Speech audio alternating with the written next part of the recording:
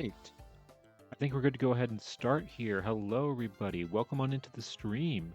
I'm not a professor, but you can call me Nat. And welcome on in. Hope everybody's having a great day today on this lovely Wednesday. It is seriously warming up here, which I have no problem with at all. I love warm weather. I would much rather deal with this warm weather than the freezing cold we did this winter, personally. But that's just me. um, but yeah, and I actually have the AC going, and I might need to talk to my apartment about this. My AC currently, like, you know how like most like thermometers or like thermostats, like you set it to a temperature, and then once you set it to that temperature, it turns off. My thermostat does that for the heat.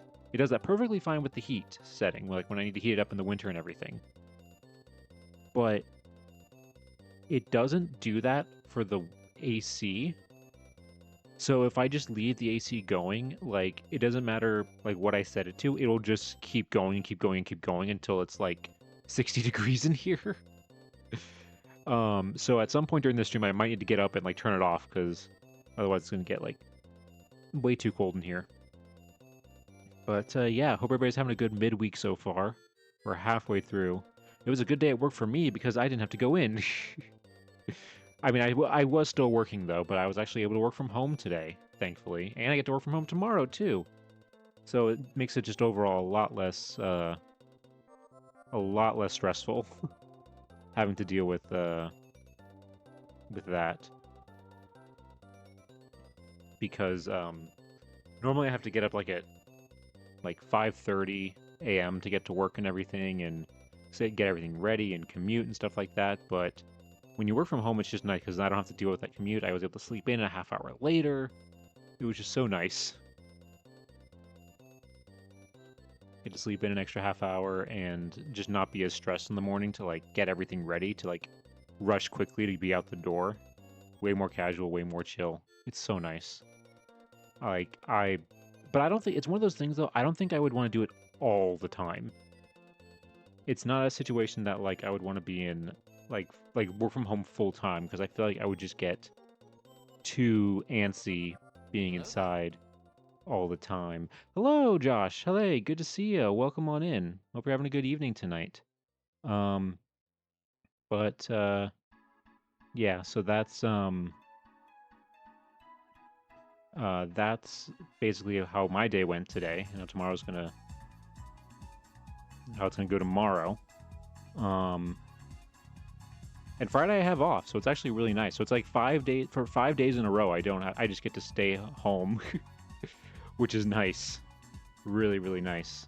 Um, but let's see here. I don't think there's really anything else to go over right away, except if you weren't here on Sunday, I did have a bit of an announcement for a special stream that we're going to be doing on Saturday. So the next stream after this one is going to be a special stream, which actually I'll go ahead. I still have it up. Hold on. Let me make myself tiny here real quick. Actually, no. I'll turn myself.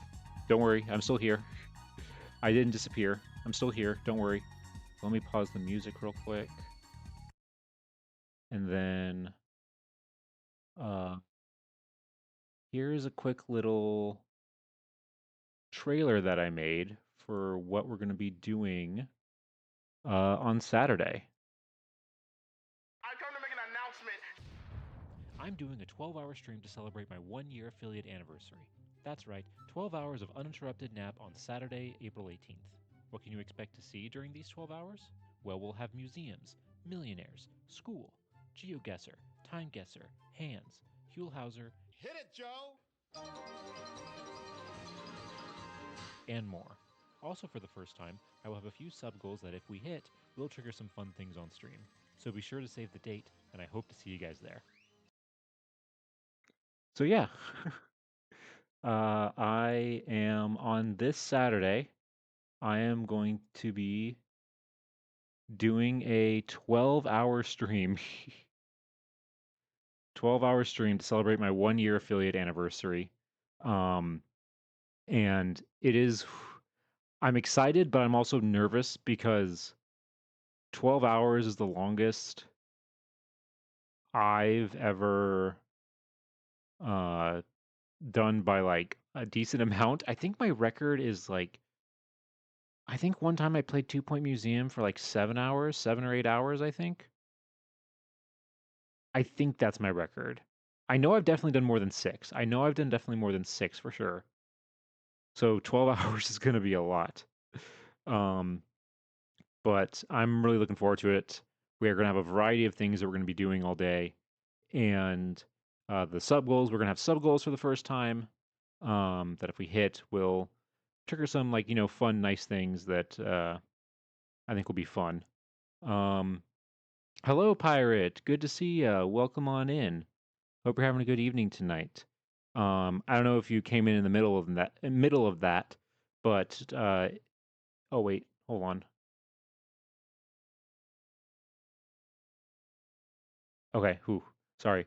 I had a panic attack there for a second because it looked like like disconnected, but I think I'm okay.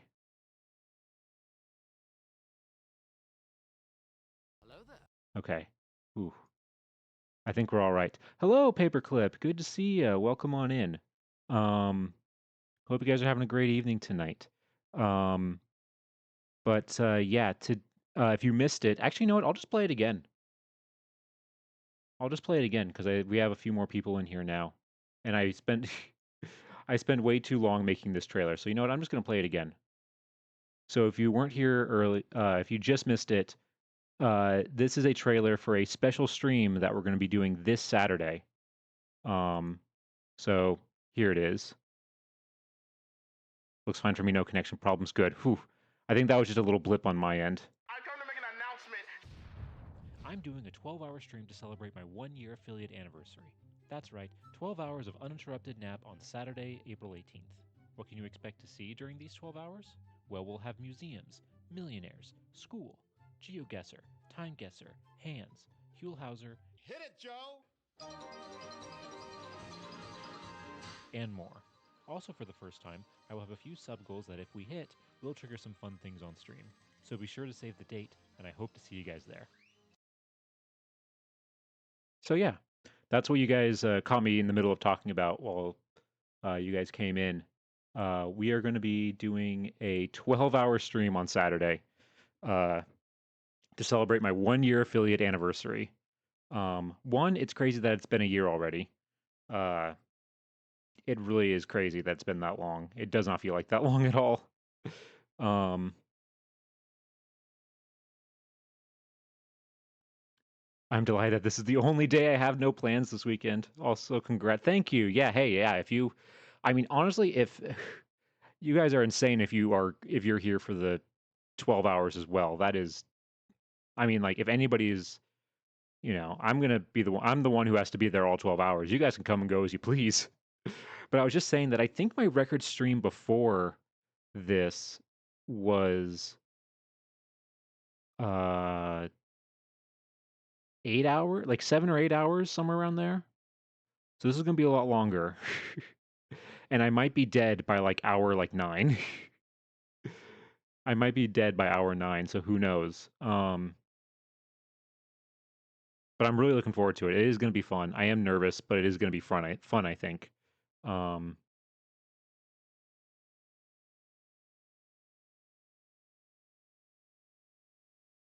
a home skill. I come from the co-working community.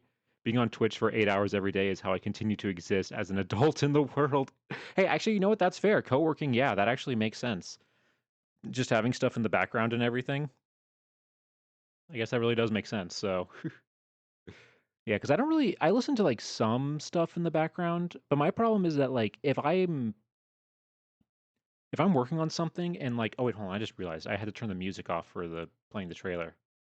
And it's been eerily quiet. There we go. um Hey, Rice, welcome on in. Good to see ya. How you doing?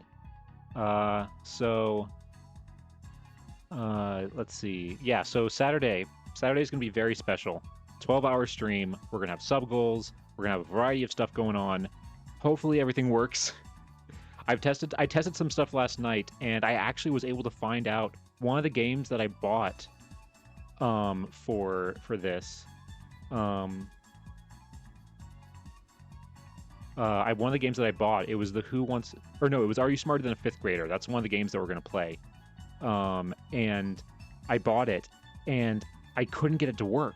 Like every time I tried to launch it, there was like an error coming up, and I was like, oh my god, like why is this not working? I already paid for this. Like I already put this in the trailer, like that I made. It's like so people are gonna be expecting it. I need to get this to work.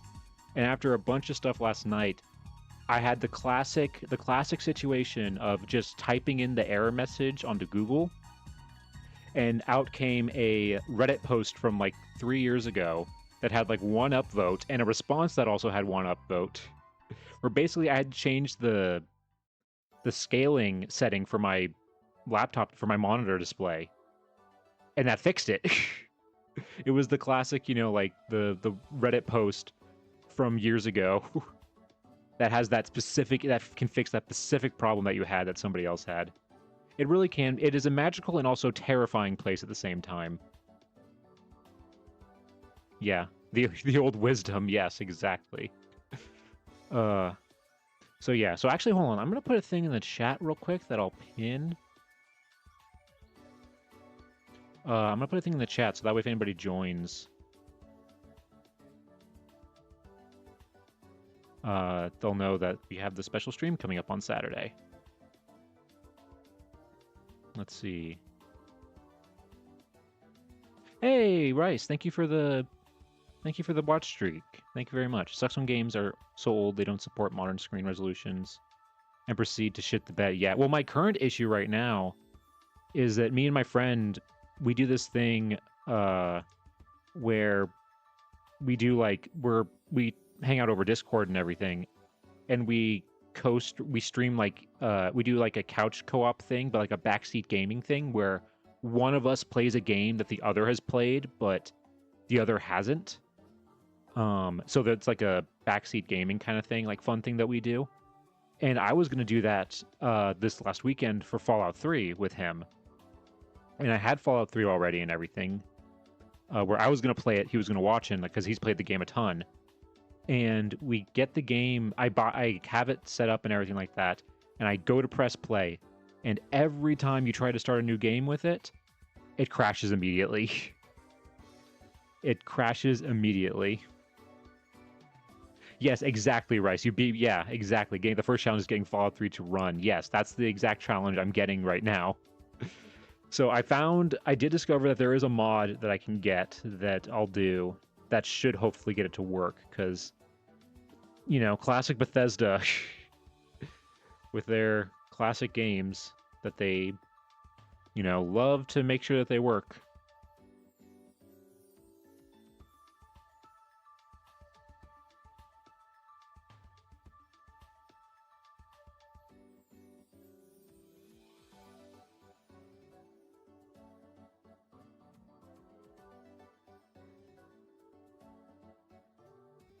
Let's see.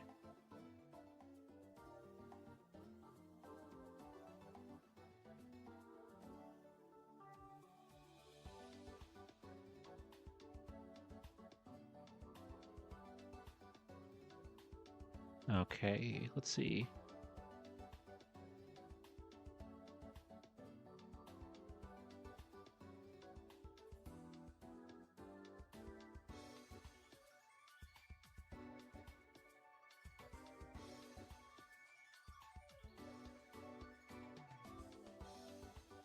Okay, there we go. I'll put that in the chat, and I'll pin that.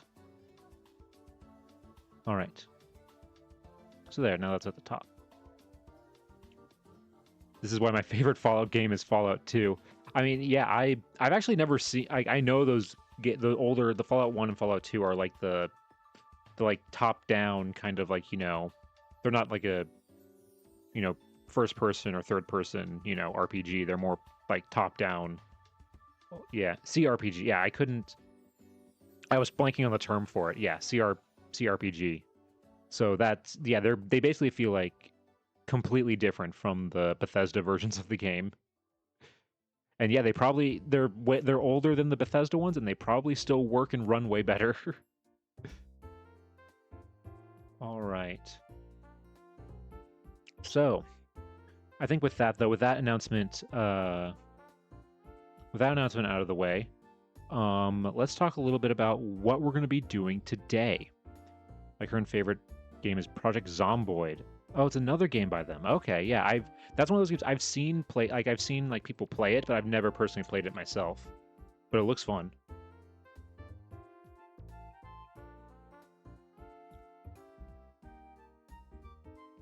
Oh, sorry, yeah, different studio, yeah, okay, sorry. For some reason, when I read isometric game, I thought that was the name of the studio for some reason. Okay, a top-down POV. Okay, that makes way more sense. That makes way more sense. But, yeah, okay, so what we're going to be doing today in terms of research. So it's actually going to be a little different from what we normally do. Because if you weren't here on Sunday, first of all, you guys if you weren't here on Sunday, you missed some crazy discoveries that we made. In fact, we found so much stuff that we are actually not moving on to a new person today. We are doing the same person again and continuing where we left off. Because there was so much cool stuff and information that we found. And more things that I want to get into that I couldn't. I was streaming for almost like 4 hours on Sunday, I think. And I had to stop because I had to get up to go to work the next day and everything. So today we're going to be continuing where we left off, but don't worry, before we start doing that, I will do a summary. I've pulled up some of our previous sources and documents that we found on our last stream to talk about a little bit what we found and what we discovered, because it was pretty cool. All right, so let's go ahead. Let's go ahead and head on over to our other view here. All right. So, we started researching on Sunday in this photo, number 19. Oh, by the way, I forgot to, I guess, if you are new here and you haven't seen the photo before, this is the photo that we're currently researching. It's 24 kids in a birthday photo from 1888 that I bought in an antique store. And we are currently researching number 19 in this photograph. Who is, you can see right there cut out above me, who is a girl by the name of Jessie Garman. Jessie Garman is her name. And on our previous stream, we did find basically all of the kind of number information about her. We found, when she was born, who her parents were, who she... Oh, I forgot to write down who she married. I forgot to put his name down. But when she got married, she had kids, her job at one point, and stuff like that. Also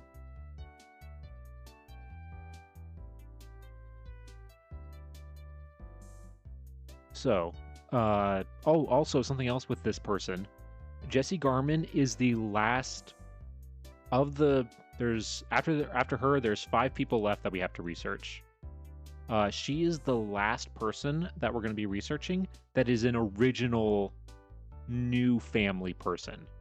All the other people that are left are siblings of other people we've already researched. So we already know information about them. We already know who their parents are and where they lived and stuff like that. So there's not going to be as many surprises really with them. Which is why it's crazy that Jessie is our last original person, and she has one of the craziest stories and surprises out of anybody in this list. It honestly is amazing how much stuff we are discovering with this photo. Every time I think we're done finding crazy stories, something else comes up. So let's talk a little bit about what we found on Sunday. So on Sunday, we started doing our basic, uh,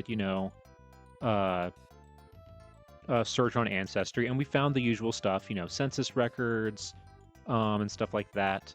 Her marriage record, death certificate, stuff like that. Found out she was born in 1883, meaning she was about 4 years old when this photo was taken, and she died in 1974. She died at the age of 90, which also makes her the oldest person so far that we found in this photo.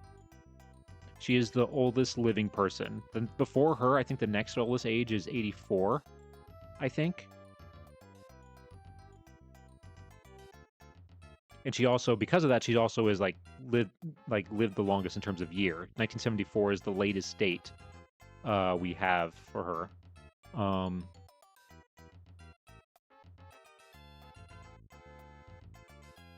So we did some normal census record stuff and found a few things. But something that immediately I noticed was that while we had a 1920 census, there was no 1930 census. There also wasn't a 1940 census. It goes straight from 1920 to 1950. And I was like, okay, that's a little weird, but it's not that crazy. Sometimes people, disappear and stuff like that. And it wasn't until we found, it's this document right here that we realized why. This is a birth report, kind of like a birth certificate, but it's specifically a report for port of birth of children born to American parents, American Consular Service. Place and date, Tabriz, Persia, August 10th, 1928. They were living in what is now Iran, in a city called Tabriz. At the time, they just referred to the area as Persia, but it's in what is now modern-day Iran. Actually, wait, hold on. Let me pull up Google Maps real quick so I can show you roughly where it is on a map.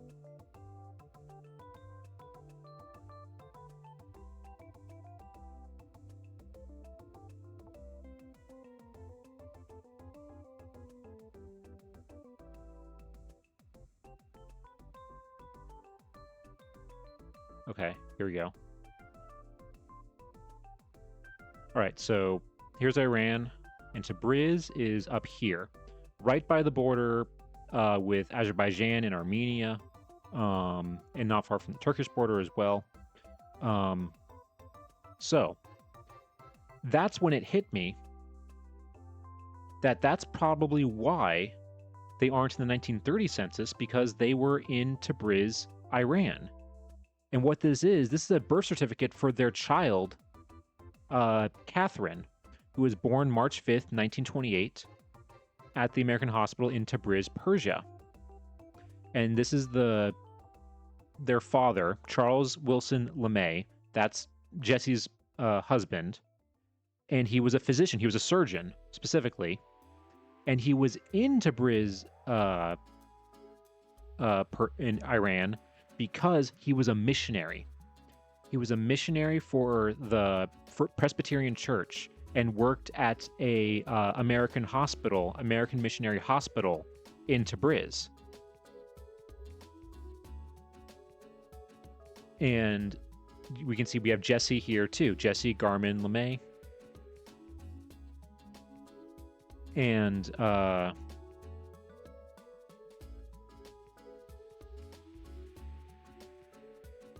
let's see. Oh, and also because he was a physician or nurse, he's listed he basically helped give birth to his own kid, which makes sense.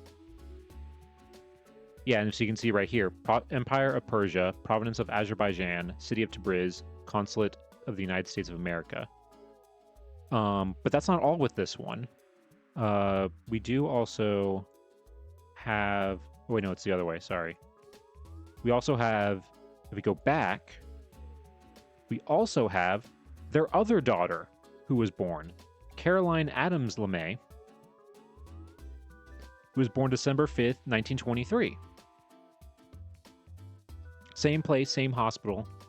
Also, we discover here that they had their passports issued to go to Tabriz in 1920. And then that right there led to the discovery of this. This is their, it's a little blurry, but this is their passport application.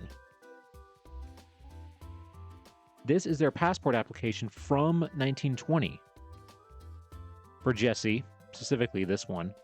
And we can see here.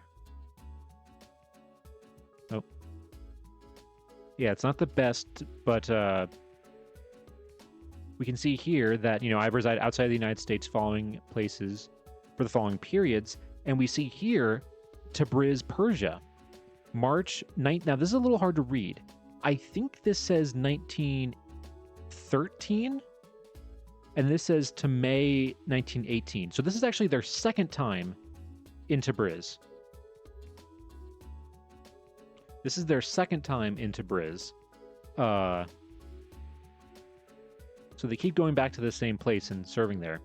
And then we also see here, my last passport was obtained from the Consul of Bombay, India, July of 1918. So when I saw this, I initially thought, oh, okay, they did missionary work in other places too. Places like India and stuff like that. That was my initial thought when I saw this.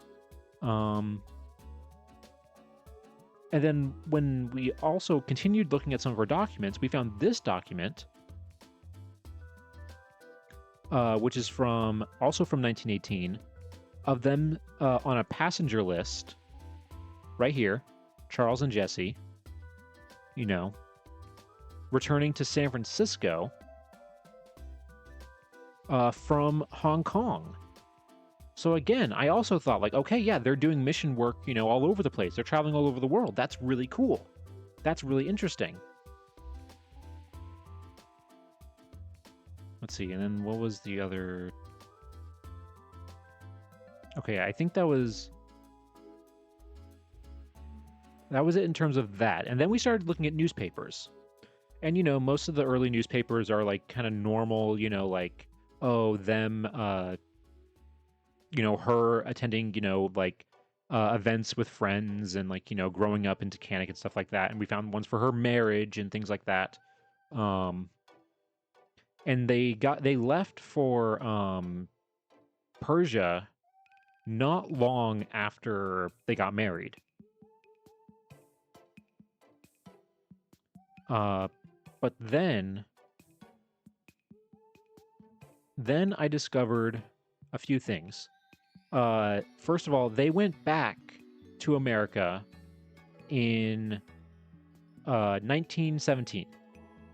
In the middle of 1917, they came back to America and spent about 6 months in America. Now, that year is important because you know what else was going on in 1917? World War I. And you know who was involved in World War I? The Ottoman Empire. And a lot of other bad stuff going on in what is now Armenia and Azerbaijan. So when they tried to return,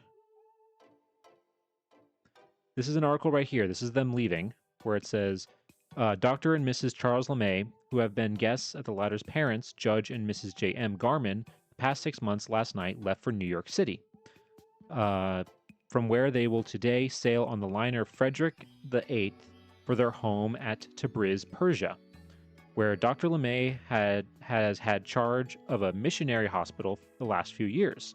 The same liner will also have as passengers Count von Bernstorff, the German ambassador, and other German consular officers recently deposed by the United States and who are being safely convoyed to Germany. So they're going back there in the middle of World War I, which is honestly crazy. They're basically entering in the middle of World War I. Now, of course, there's also something else that happens in World War I, particularly in Russia. And Jesse and Charles were witnesses to it. Witness exciting events. Judge Garman's daughter and her husband in Petrograd when Tsar abdicates. So they were there during the Russian Revolution.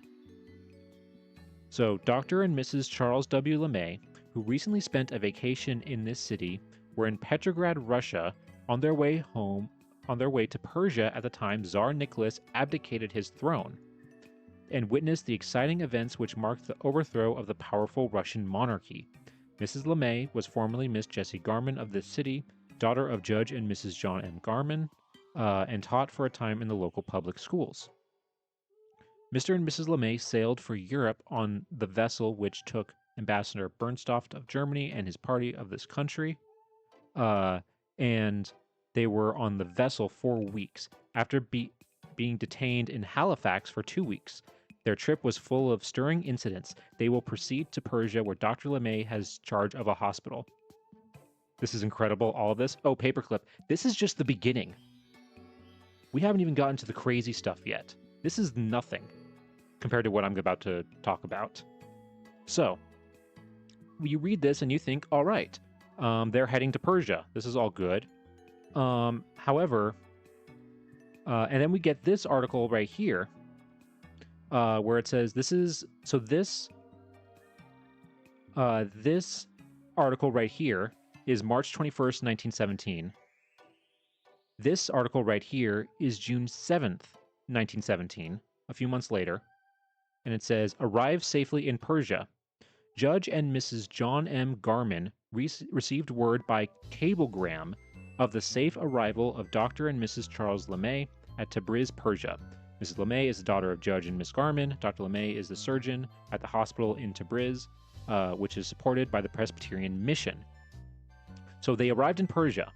And you might notice that's a pretty decent amount of time in between when they were supposedly in Petrograd to get to Persia. Well, there's a reason.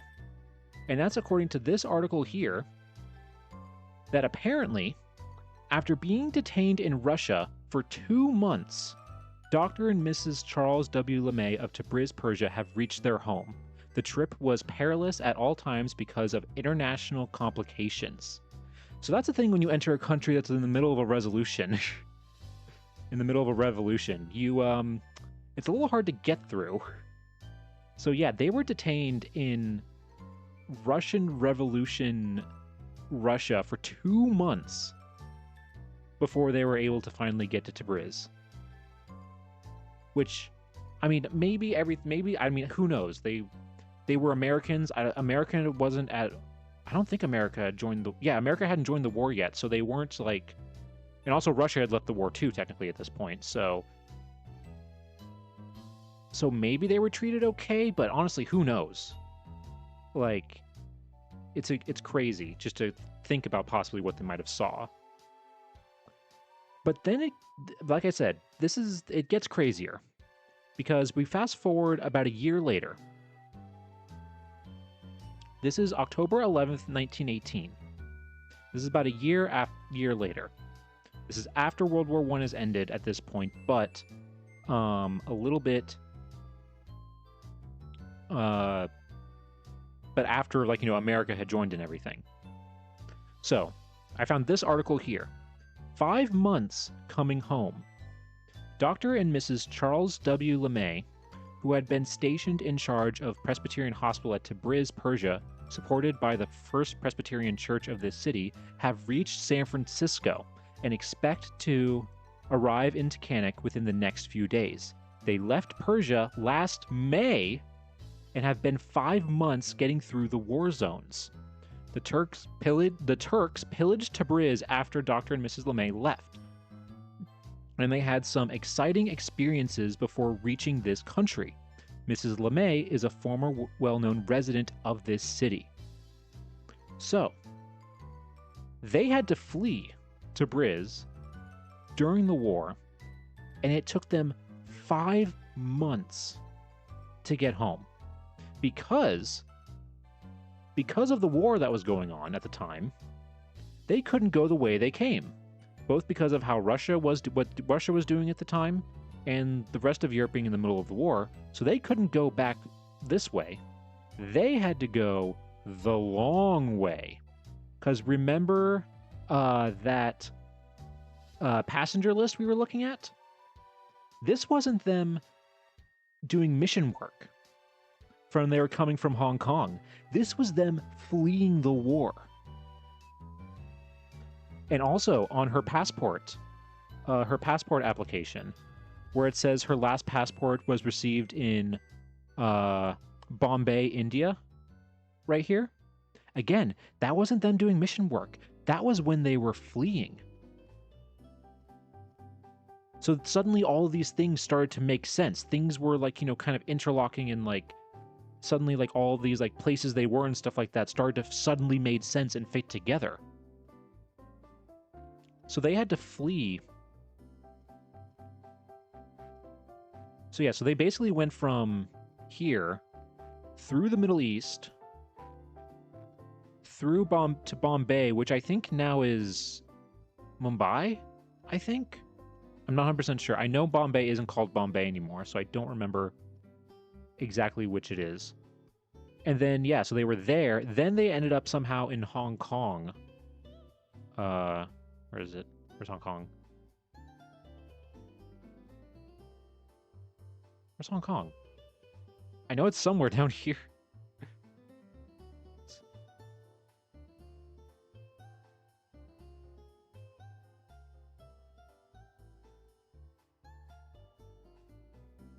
What the heck? Where's Hong Kong?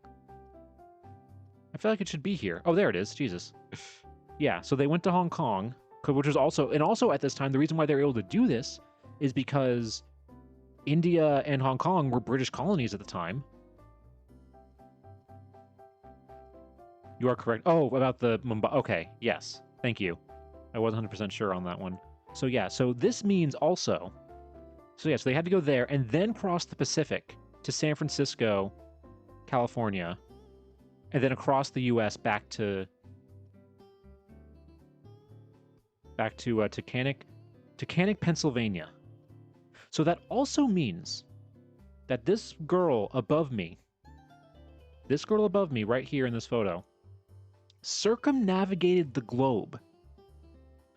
She is more traveled than probably anybody from this town ever. She circumnavigated the globe before 1920. That's an honor that I feel like very few people at that time had.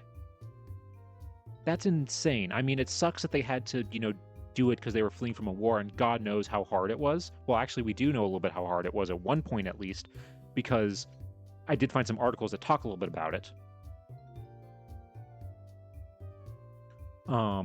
Also, you have to keep in mind, they were gone for 5 months. Who knows what their parents and family and friends thought was going on? Who knows how much time was in between where they could contact them? Like, that has to be... Because they're traveling, they're fleeing, they probably can't do mail that quickly. Who knows? Like, their parents and their families probably, and friends probably had no idea what happened to them for a long time.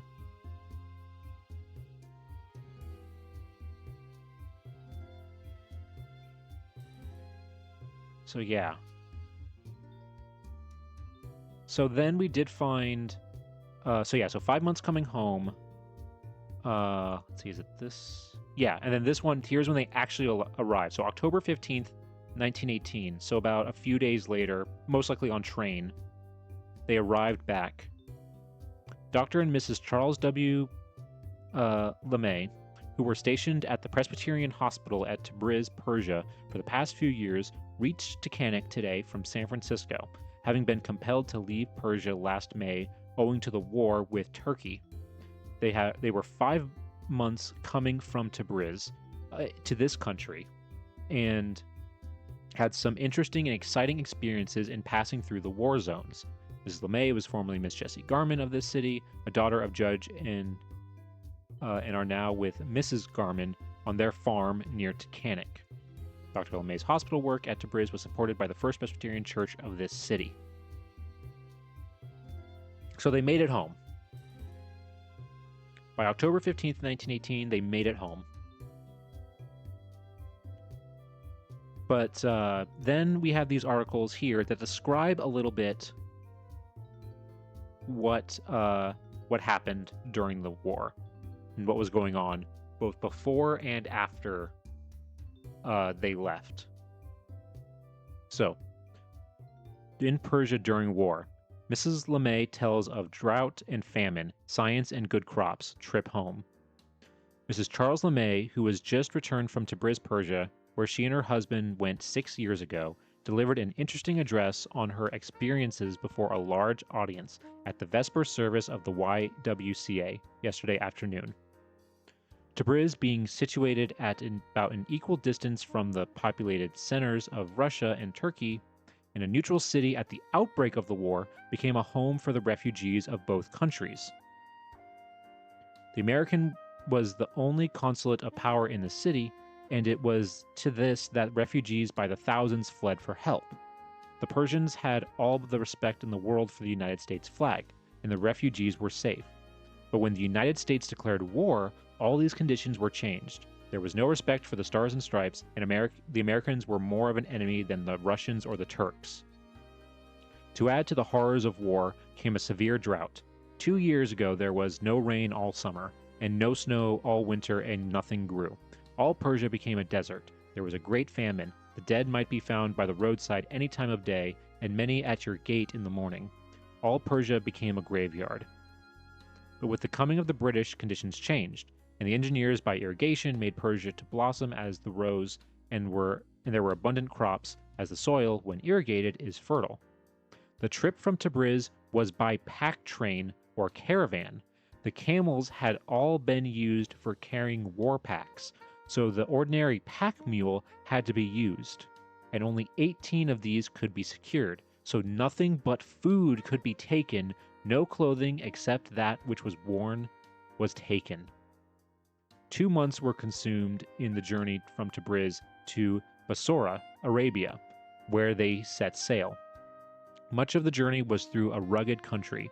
At one part of the journey, in 2 hours' time, so steep was the decline that they dropped from an elevation 9,000 feet to a plain where the temperature at 5 o'clock in the morning was 115 degrees. From this, some idea may be obtained of the hardships the soldiers encamping on these plains have to suffer.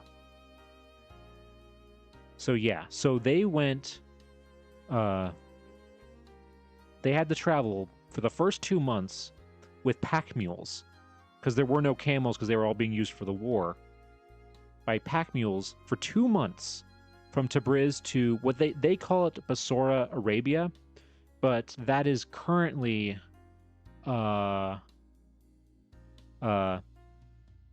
Basra, Iraq. So here. So it took them about 2 months to get from here to here. Traveled through all of this, and you can see here, it is rugged terrain through these mountains and everything, through these hills. Just honestly, like, it's crazy.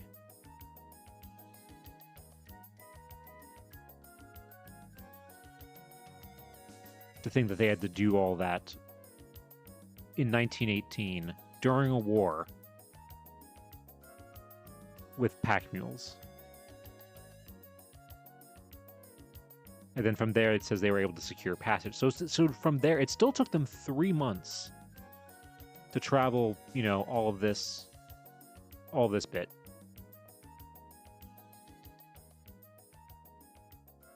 Which just is insane. Then one last article I'll show you here that we found. So it says here, Miss Charles LeMay, who has very recently returned from Tabriz, Persia, will conduct the World Fellowship class on Monday evening at 8 o'clock. All women in the community are cordially invited to attend this class. The course will include a survey of the map of the world with the changes occasioned by the peace treaty, a study of the conditions in the Far East, and in the Near East, discussion of America's responsibility to these countries, and will also include a study of the customs of the people. So I feel like, out of anybody to give that lecture or class, she's definitely the most qualified because she has traveled literally the whole globe. It's crazy to think going from small town, middle of nowhere to Cannock, Pennsylvania, to not only going to Iran, which also, in itself is crazy, but to then have to go all the way around the world to places like Bombay and Hong Kong and travel by pack mule through the Middle East, like, it's insane. I wish, and that is maybe one of the things I might look up today. They should have wrote a book. I hope they wrote a book or like did something with it. There's something that has like their story somewhere.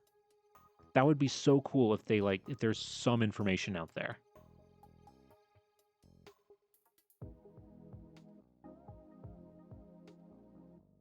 Because it's a crazy story. And that is where we left off on Sunday. We left off looking at these newspapers. And what we're going to do is we're going to start with the year 1920, continue where we left off, see what else we find about them and their travels and everything like that. What I'm really interested in is finding out what happened after the fact, because we know they went back after all this because we have the passport information and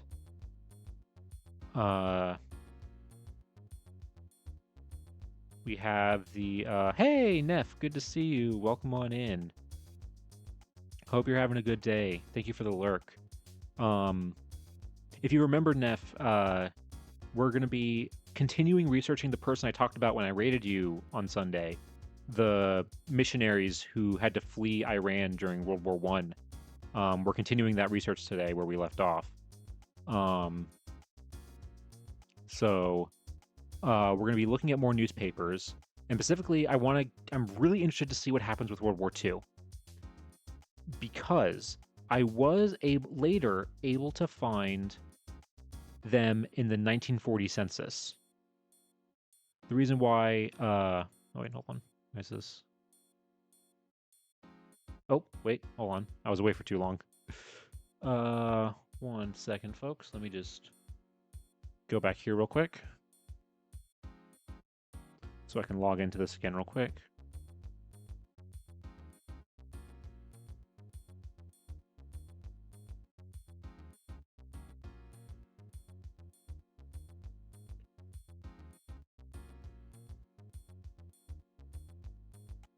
Let's see here. All right. Here we go. Back to here. So in this census here, they're right here. And the reason why we couldn't find them on Ancestry is because they spelled the name wrong. They put Lamb, Lamb. But this is her, because there's Jessie right here. And then Caroline and Catherine, their 2 daughters. They're the right age. Everything matches up. Persia, yep. We have that they were born in Persia right here. And a few other things are wrong too. They say that Jessie was also born in Persia, so whoever took the census did not do a good job. But anyway, point is, right here, in this 1940 census, it says that she's not working.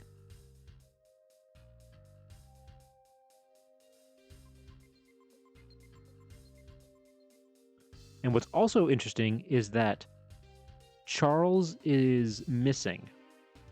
We know Charles isn't dead. He passes away in the late 50s, if I remember correctly. In like 58, I think. Somewhere around there. So he's still alive.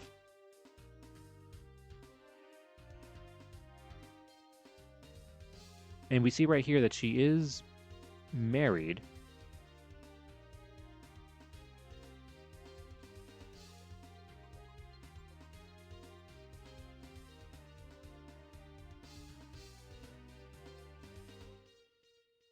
However, I just noticed there is like this cross out right here. But I don't know what that looks like a 7. That doesn't look like any of the simple, because it's like, it's S for single, M for married, WD for widowed, D for divorced. So I don't know what the again, whoever took the census record did not do a good job. So I don't really know what this means. But my theory as of right now is that what might have happened if she is still married, that because this is 1940, they saw what was happening in Europe and they were like, oh hell no, not again. And so, well, actually, no, the war was going on in Europe at this point. Yeah, we weren't involved in it yet, but Europe was at war. So, what my theory is that Charles sent Jesse and his kids home, and he stayed behind in Iran. That's my theory as of right now. We'll see when we look at these newspapers. So I'm really interested to see what we're gonna have when we get to that point, when we get to like the 40s and stuff like that, to see if we can figure out if he does come home and figure out what's going on. Because there was also oh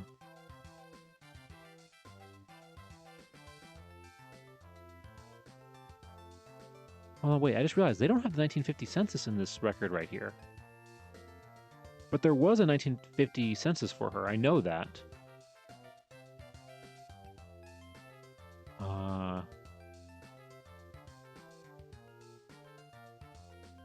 Wyoming County, Pennsylvania. Wyoming County, Pennsylvania. Hold on, let me see if I can find it real quick. Because there's something else in that that's also interesting.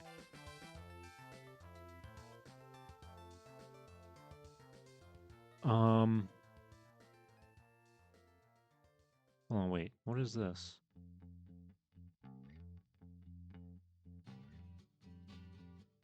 Okay, so this isn't publicly viewable, so that's why it's not showing up.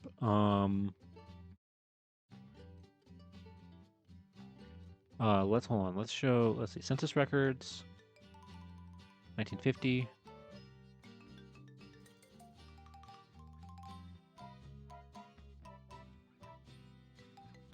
Why is it not showing up? I know there was a 1950 census for her.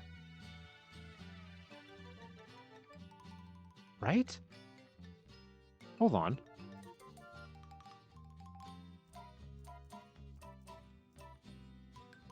Wait a second. Hold on. If we go...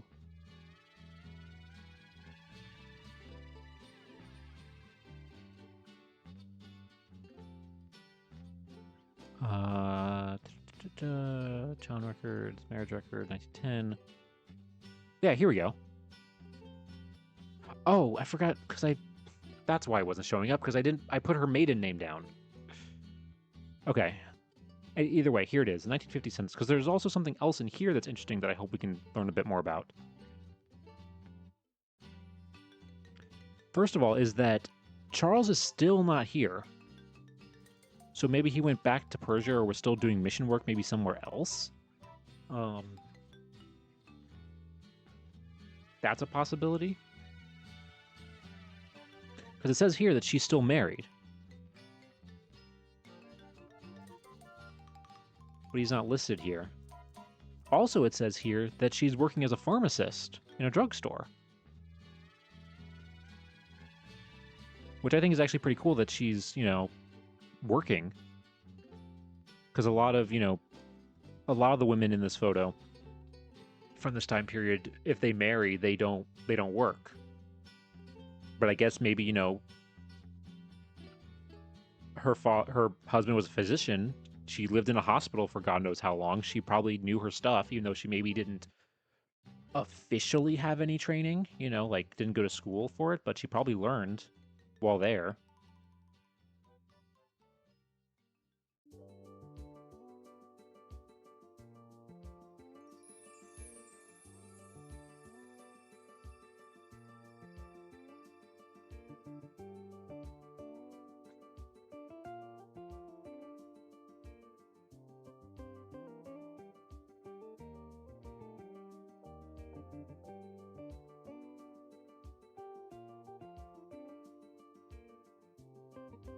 Okay. So that's where we're at right now.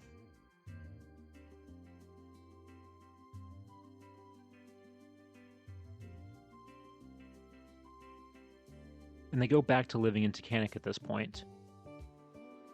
Oh, wait, yeah, where are they living in the 1940 census? Are they in Tacanic? Or are they in... Oh, no, they're in New Jersey. That's the other reason why we couldn't find them. They're in New Jersey.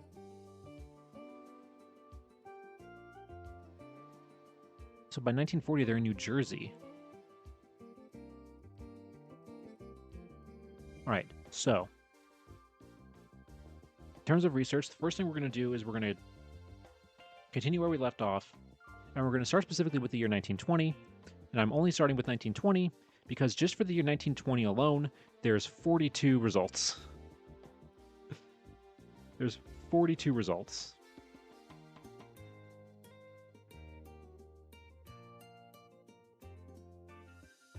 And actually, you know what? Before we do that, I see the ads are just about to start.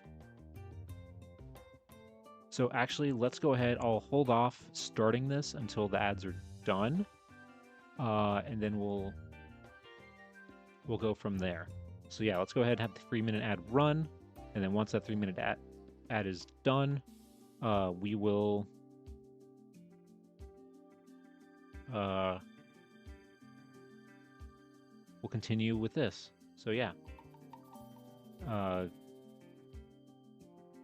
Good luck to everybody in the ad. We'll see you on the other side. And for those of you who are subscribed and don't have ads, hello. I am actually going to get up real quick. And stretch and get some water real quick. Maybe use the bathroom real quick. But I'll be right back, and we'll, like I said, we'll continue this where we left off.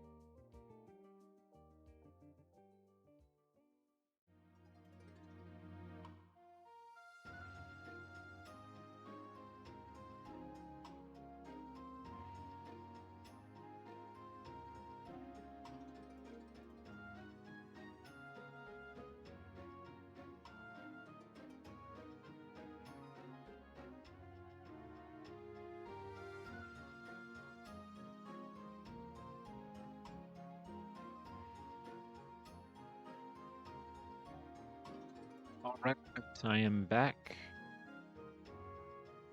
Let's see, how's the ad doing? Okay, ads are done. Looks like it. So let's go ahead and let's continue looking at these and see what we got. That's pretty neat. Let's see. Hello, Chaos Reality. Thank you so much for the follow. Welcome on in. Thanks for joining the class. Hope you're having a good day today.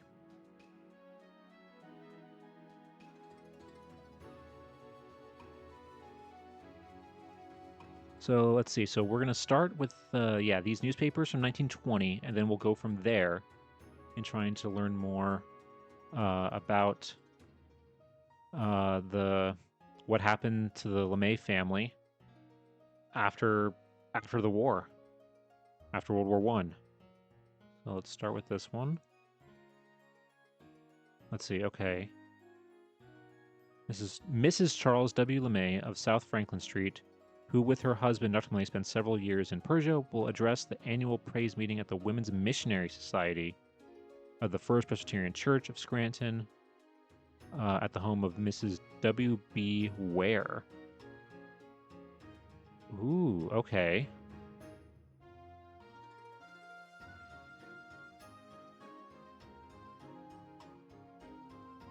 So after they got back, they were, I mean, yeah, they were with the Presbyterian Church. That's who they were missionaries for.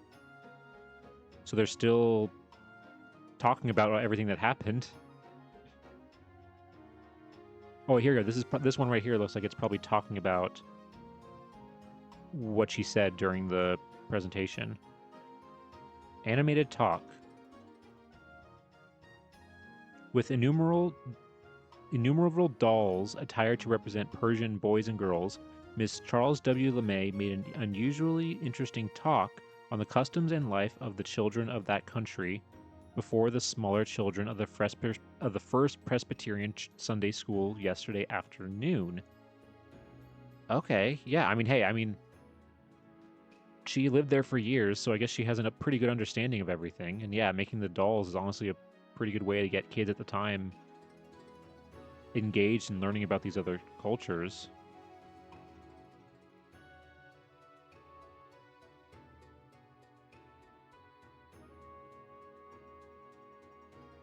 Let's see, what else do we have here? Women's College Club.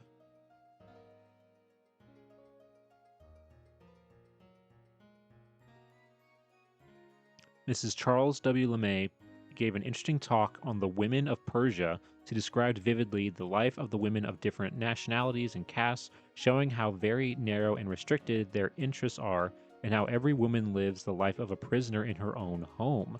The war has aroused an interest in the life of the countries of Eastern Europe and of Asia, and has also spread knowledge of their social, economic, and industrial conditions. More and more governments of these countries are feeling the need of welfare work among their people. A great field of work is opened particularly to the YWCA in giving new interests to these women of Persia. Mrs. LeMay called attention to the fact that their lives have been absolutely devoid of recreation of any sort. This is one of the chief needs in work among the women of the East. Mrs. LeMay appealed to the members of the club for interest in the world movement of the YWCA, which is destined to be of wonderful importance in the life of these Eastern countries. Interesting. So she's basically advocating for the YWCA to help women in the Middle East.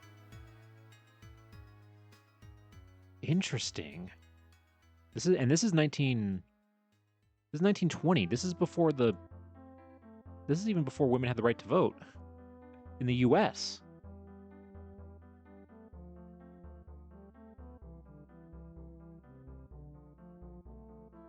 Wow. That's really cool. She's a little confused, but she's got the spirit. Yeah, honestly, yeah, that's kind of how I feel about it too. Like her heart's in the right place, I feel like, with this.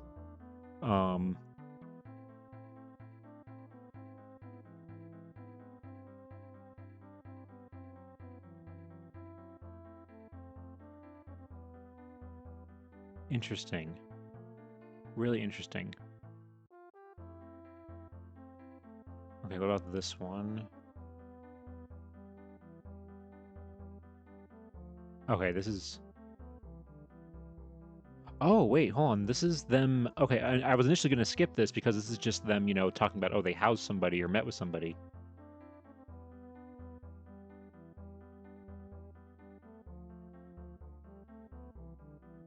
For a wealthy woman in this time period, I'm willing to give her, like, an acre of grace for being, like, women's rights, or yeah, yeah, that's fair.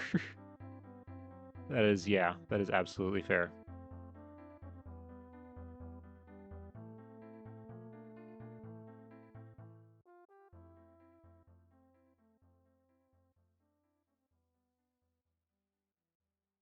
Okay, so this one, it says Dr. and Mrs. Charles W. LeMay, who spent several years as medical missionaries in Persia, are entertaining Dr. F.G. Cohn of West Persia, who spoke in this city yesterday on conditions in the Middle East.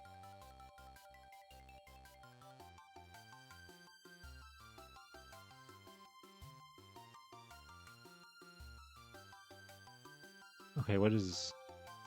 Okay, this one... Okay, these two are the same article, but this one looks like it's in better condition. Easier to read.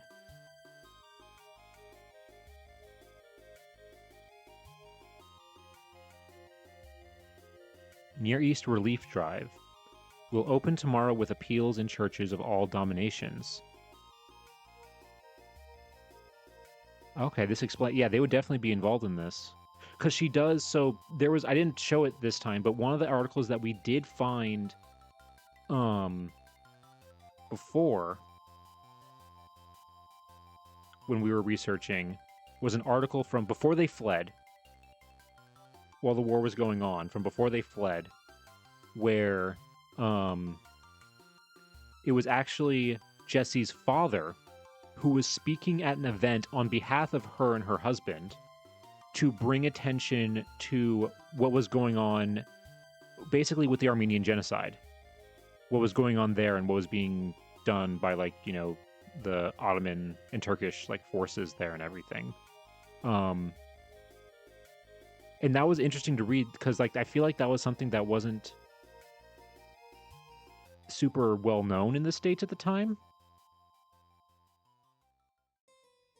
Hey, Warthrone, welcome on in. Hope you're having a good day today. Good to see you. But yeah, so let's go ahead. But yeah, so basically she, like, they were, because they saw it firsthand, because they talked about in one of those other articles how Tabriz, Iran was basically a refugee city, because you can see its proximity to Armenia and Azerbaijan, and what is now Turkey.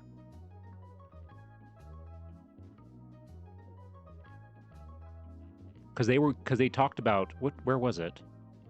Which one was it? Oh, I think it was in the main article. Yeah, here. Right here. Tabriz being situated at about an equal distance from the populated centers of Russia and Turkey, and a neutral city at the outbreak of the war, becomes a home for the refugees of both countries. The American was the only consulate of power in the city, and it was to this that refugees by the thousands fled for help. So yeah, so they saw everything. They likely saw so many, you know, refugees and just all of that firsthand. And so that's why that they were trying to, like, kind of push for it. So it makes sense that they would be involved in this. I mean, people today are still fighting about that, such denying it today. So yeah, it is, honestly, yeah. The fact that that back then, I feel like it wasn't even on. It wasn't so much back then that they were denying it in America. I feel it was more that it just wasn't reported. It just wasn't talked about because people were focusing on other things. It just kind of went under the radar at the time. 2 pieces of news. I know what degree field I'm going into, and I'm going to set up a thing directly correlated to my degree. Hey, look at that. That's awesome. What are you going to do? What are you going to do, Wartham? That's really cool that you're able to figure that out.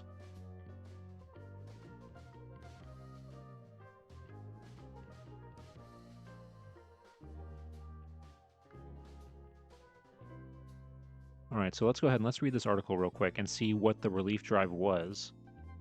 The Near East Relief Drive, authorized by the national organization and supported by local committees, will open tomorrow with a systemic introduction of the cause and its objects in churches of every denomination throughout this portion of the state. Ministers, priests, and rabbis are appointing committees to solicit their prospective congregations, while each church or synagogue will thus work independently to reach a definite assigned quota. There will be a nationwide sympathy and cooperation in this movement to gain unitedly the support of religious interests. The appeal of the Armenians, to which the Near East Relief hopes to be a satisfying reply, is especially appealing to Christian and Jewish peoples because the unfortunate millions who need America's help are situated in or near the Holy Land. And because their terrible plight was brought about principally by the ravages of the murderous Turk. Mrs. Charles U. LeMay, wife of Dr. LeMay of the city and a former medical missionary of, I think that's supposed to be Persia, but they spelled it wrong, will tell of situations in the Near East in a lecture to be given tomorrow morning at the First Presbyterian Church. Colonel Doris Reynolds is preparing a lecture on the same subject. Exact date of the place of his lecture will be announced later by the Near East Relief Committee. Near East Relief campaign will last for 2 weeks and until February 29th and will include a thorough solicitation of the entire local district of 10 counties entering in Wilkes-Barre. I almost said Wilkes-Barre, but I caught myself. Wilkes-Barre and Scranton.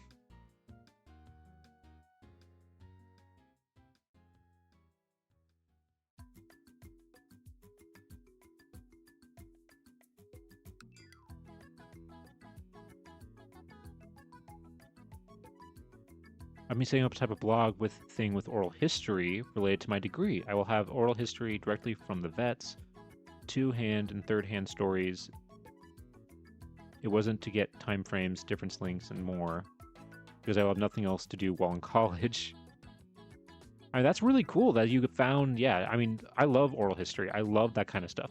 Getting people to sit down and tell their stories, I think is really cool, because especially people who want to tell their story and make sure that their story is preserved, I think it's really cool and really awesome that you're doing that. That's really cool. Okay, so that's the relief drive.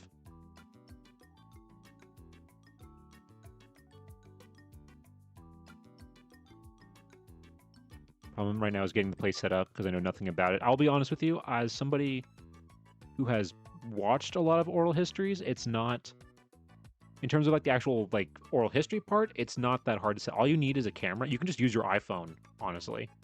Just a camera, decent audio, and come prepared with questions.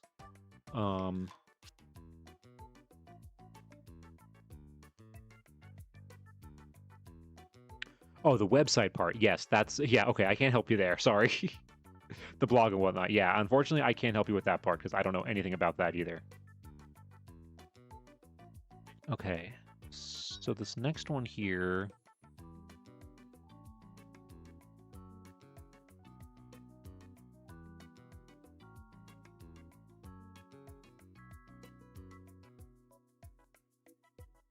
Let's see.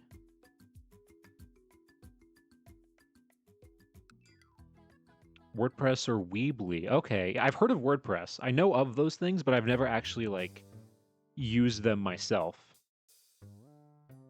Oh, you've been recommended WordPress. Yeah, okay. So I'm sure there are tons of like free online like tutorials and stuff like that you can watch. It's just going to be practice and like, getting it set up. So let's see. So First Presbyterian, the bitter cry of the Near East was forcefully revealed by Mrs. Charles W. LeMay, formerly a medical missionary to Persia.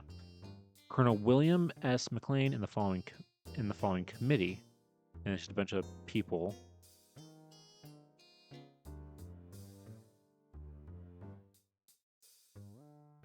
But I also want to use it to post any research papers I write. Okay, yeah. I mean, it'll basically just be like, yeah, it'll almost be like your portfolio at that point. Your website hosting there are popular, so there's lots of tutorials. That's good to know. I mean, there's free tutorials for everything online.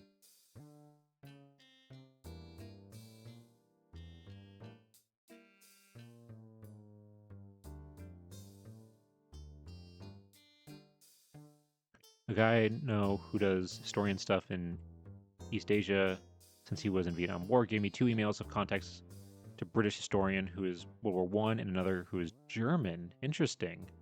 I mean, hey, you got what's great is that you're networking and you got contacts. Sandhurst. Okay, I'm not familiar. Not familiar with Sandhurst, but if it's okay, it's British. Okay. Interesting. Let's see. Okay, so what these newspaper articles are revealing, which is really interesting and kind of cool, is that she basically kind of became an advocate for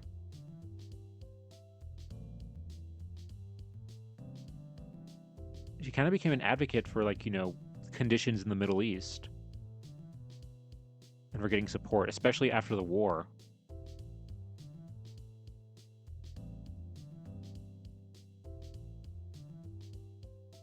Anything interesting so far in this? Oh. Okay, I'll try to sum it up very quickly. It's interesting you bring that up, actually, because this is relating to World War One. So, just to sum up very quickly what we found, the girl above me in the photograph above me, her name is Jessie Garman. She married a man named Charles LeMay, who was a doctor, and they both were missionaries in the Presbyterian Church. Specifically, they were missionaries in Tabriz, Iran. And they were in Tabriz, Iran during World War One. But it got to the point in 1918 where conditions were getting bad and they had to flee. So, what happened was that they left Tabriz in May, I think.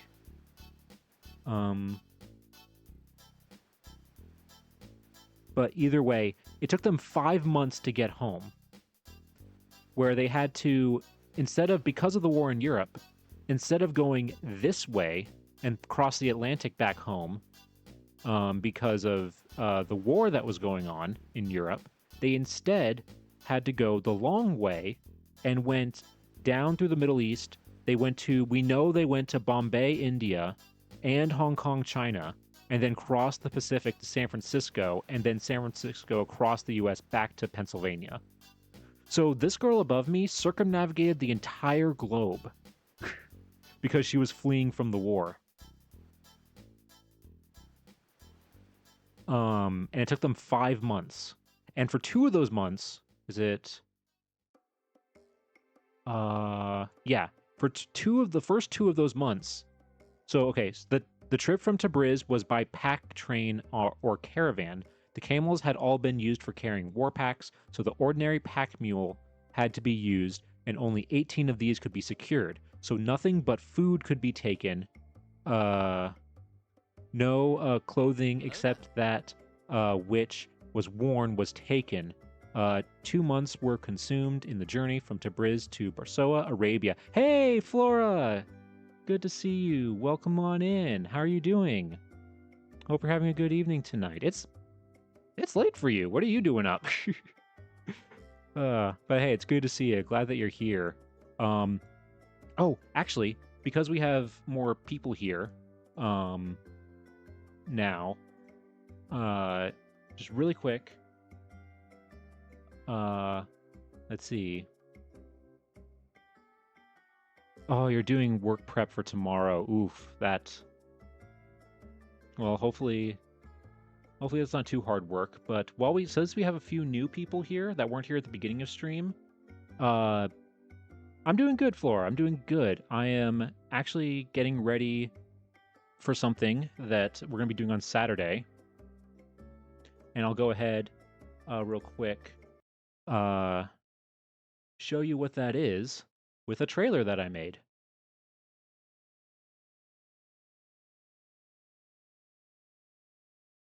So here we go. This is what we'll be doing on Saturday. I come to make an announcement. I'm doing a 12-hour stream to celebrate my 1-year affiliate anniversary. That's right, 12 hours of uninterrupted nap on Saturday, April 18th. What can you expect to see during these 12 hours?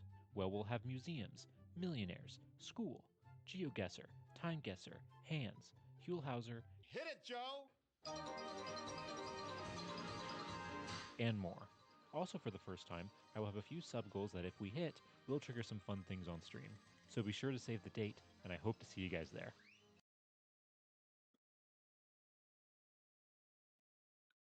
Oh, was the audio low on that? Wait, did you guys...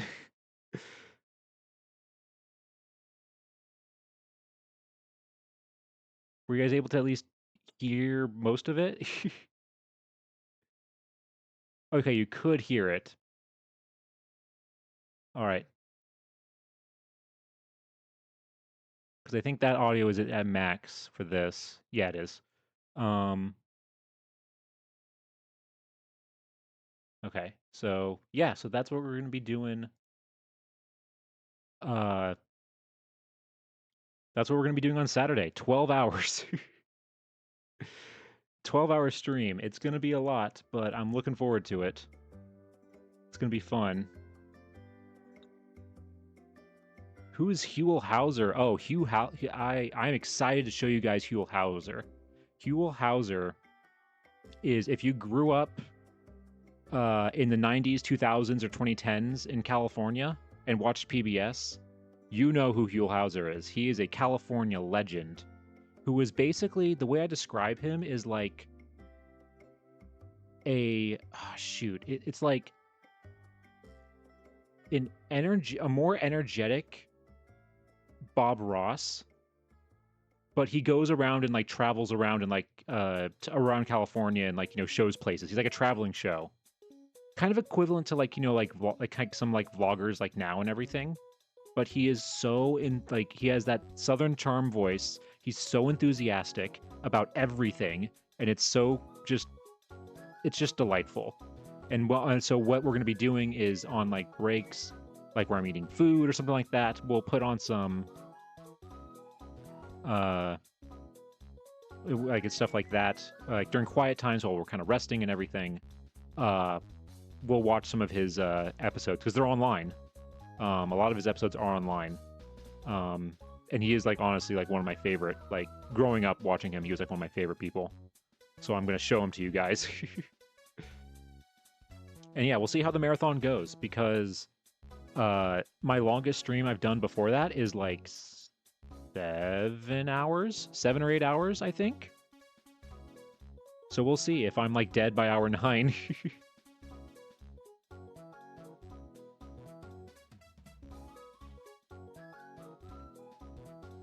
So yeah.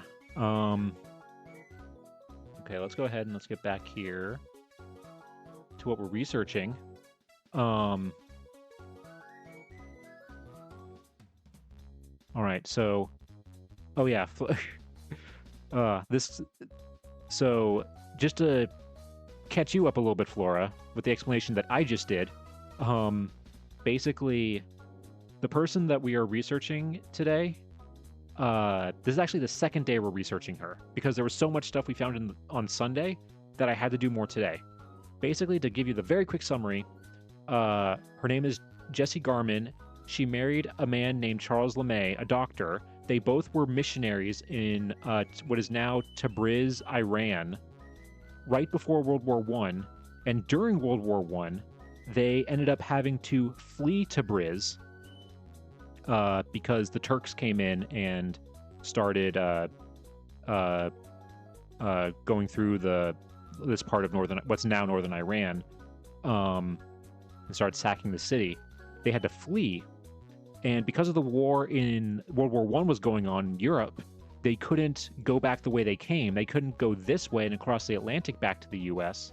They had to go the long way, 5 months, going through the Middle East, down to India. We know that they went to Bombay, India, and then they went to Hong Kong, crossed the Pacific to San Francisco, California, and then crossed the United States back to Pennsylvania.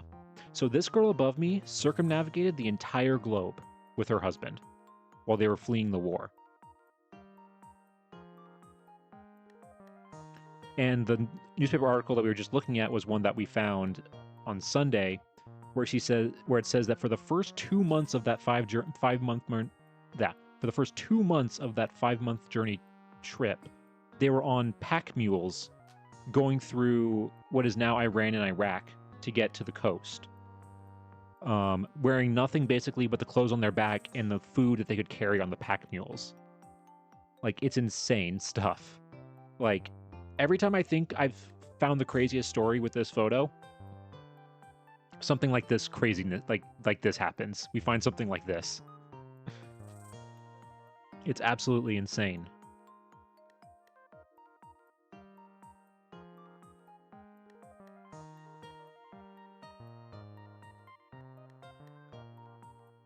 So yeah, and so the newspaper articles we were looking at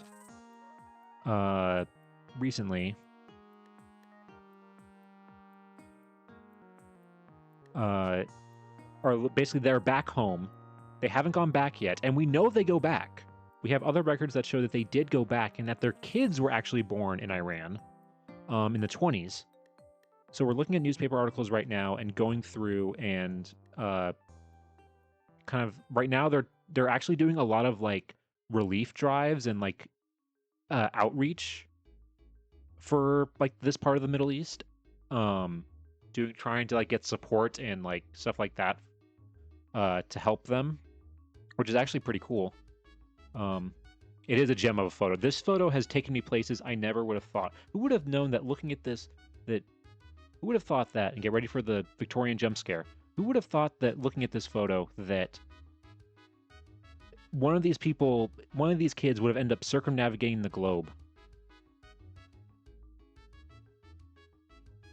We have someone who was married to an Olympian, someone who like traveled, circumnavigated the globe, another person who was almost hit by a train as a toddler, all kinds of crazy stuff. It's just occurring to me that sounds like a Top Gear holiday special or something. That's because it is. There is a Top Gear holiday special where they go through the Middle East.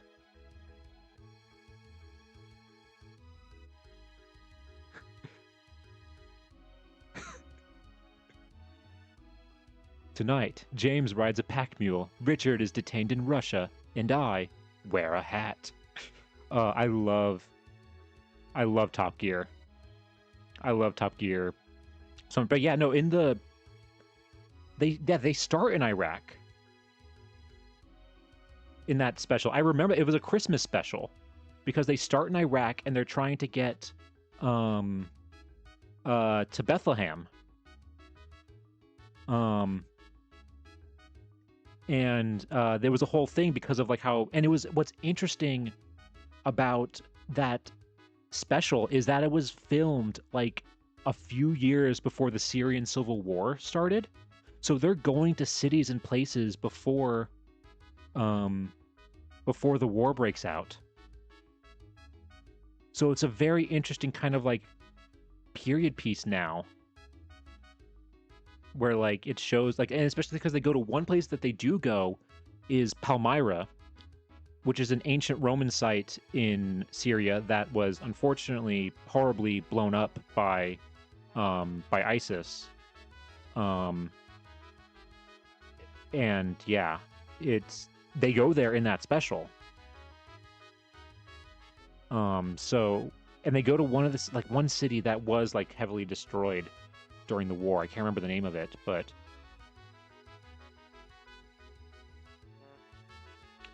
yes, to see the baby Jesus, because I remember that's how Jeremy says baby Jesus. Yeah, that's one of my favorite specials. I know their politics aren't the best, but it always amazed me how actually sensitive they were when they did those. But they honestly were for the time, and like some of the things that they did talk about, like some things, like they were talking about like wars and stuff like that. Because they talk about the Vietnam War when they go to when they do the Vietnam special, when they go to when they go to Africa. I know they talk about like the problems that are going on down there with wars and genocides and stuff like that. Like, yeah, they actually do handle some topics pretty well. Yeah, Palmyra, bro. Yeah. Yeah, Palmyra, that kills me. What happened with Palmyra so much. Like that kind of stuff just really. Yeah, no, I love the Vietnam special. I think is my favorite Top Gear episode. I think, and I liked Grand Tour. Grand Tour was still really fun, but it didn't have it wasn't the exact same. But Grand Tour it was fun. You know, it was still fun. It still had some of that same energy, just not as much. I don't know. Top Gear was lightning in a bottle. You know, you can't try and recreate that. Oh, and when we, because Jeremy has that that thing on YouTube, or that his show on Amazon, Clarkson's Farm. When my parents and I went to the UK in September, one of the places my parents wanted to go, like one of their bucket list places, was Clarkson's Farm. And we went there. We went to what does he call it? Oh shoot, what does he call his farm? Oh shoot. I'm blanking on what he calls it now. In the Cotswolds.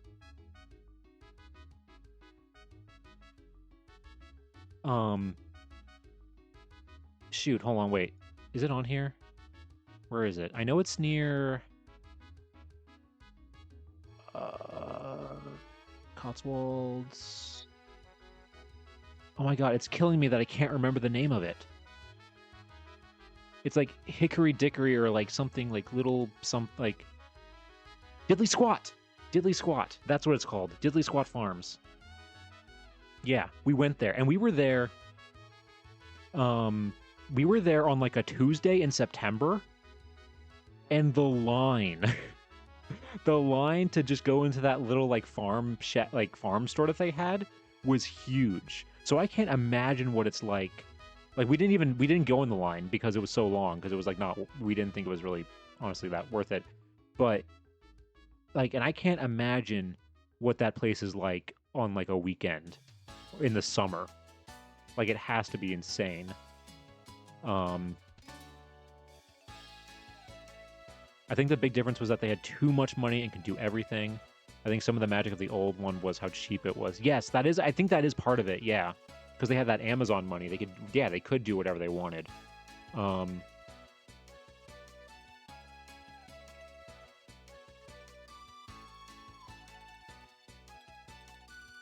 I think they kind of ruined the charm a little bit of the show. But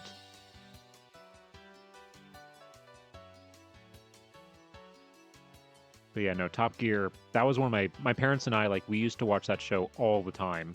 That was like one of the shows that like that was one of the few shows that like all of us like watched together. Because my parents and I, like, each one of us kind of has like slightly different tastes, you know, in terms of things that we watch. But that was one of the shows that we truly all like watched together. So it holds a special place, you know. All right.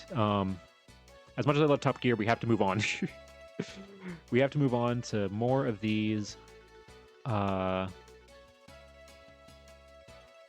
of these records.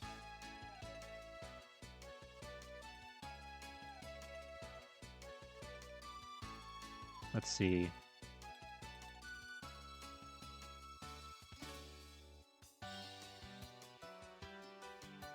Same, it was a family event. That was the first show my partner and I watched as a couple. Aw. So definitely special. Yeah, no, it's... Oh, we got Top Gear talk for special stream. Oh yeah, we'll have 12 hours. We'll have plenty of time to talk about things. Plenty of time to talk about things. All right, so this article,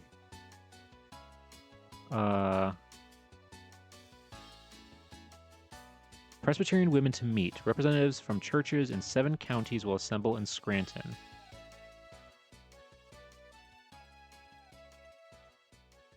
A fine program has been arranged for the gathering, and among the speakers will be Magazine, missionary author from Africa, Newport, and Miss Charles LeMay of the city.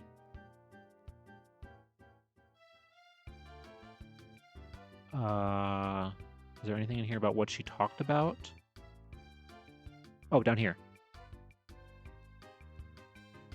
Okay, it just says Charles LeMay of the city will give an address, and Miss Peacock and Miss Mackenzie will also speak. Okay, so it doesn't say specifically what she's talking about. Okay.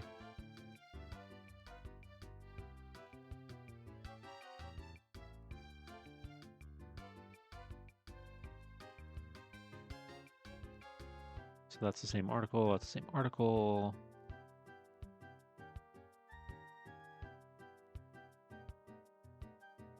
Let's see.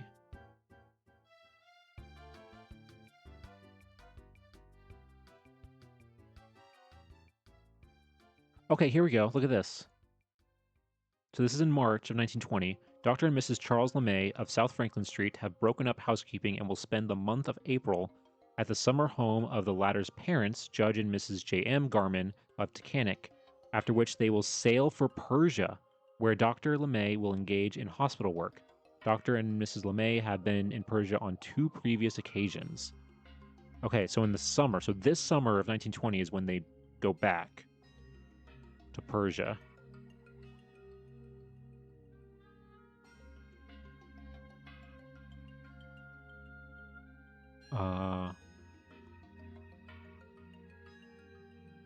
Let's see.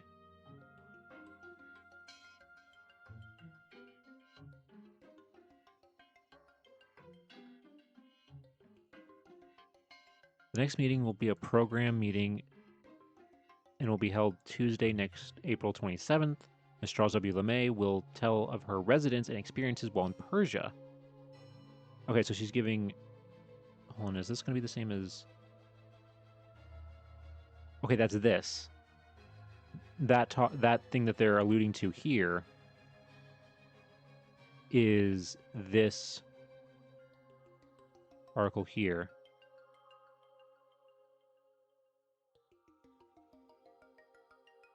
Mrs. Charles LeMay speaks at Civic Club. Mrs. Charles LeMay, missionary to Persia, who is here on leave of absence, was the principal speaker at the Civic Club meeting yesterday in the chapel of the First Presbyterian Church. She spoke of the number of Americans in Persia and of the respect the Persians have for American people.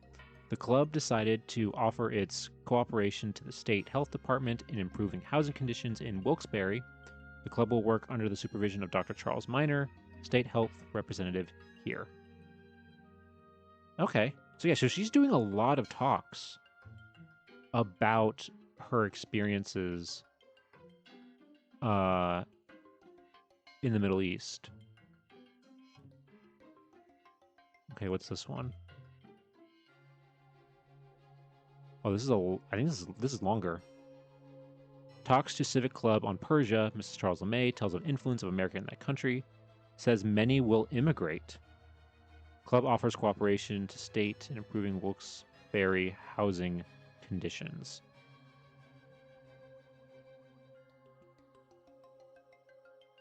Okay, so Mrs. Charles W. LeMay, missionary to Persia, who is here on a leave of absence, was the principal speaker. Okay, this is so far the same thing that we just read. Western America, our influence in that country is considerable. It is through the efforts of Americans that Persia is able to have a constitutional form of government. Most of the modern schools and colleges not Oriental or are American. If they are not American in staff, they are under American auspices. She said American missionaries and others doing welfare work in Persia are teaching the Persians patriotism, which Persians do not know. There might be a reason for that, and that's because that this area that they're calling Persia is made up of a lot of different ethnic groups. So that might be why. And is part of the reason why things are the way they are today. The United States was so respected by Persians as well as Turk. They don't know it. Yeah, I mean, it's a crazy way to put it.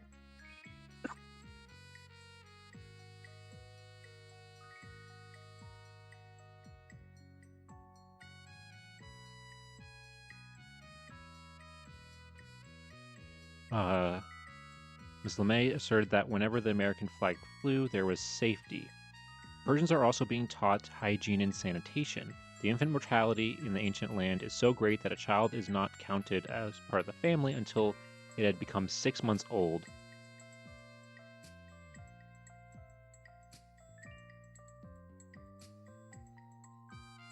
Many thousands of Persians are making their way to America or to immigrate to this country, according to Ms. LeMay, and our welfare workers are trying to teach them the ideals of America and the fundamentals of American citizenship.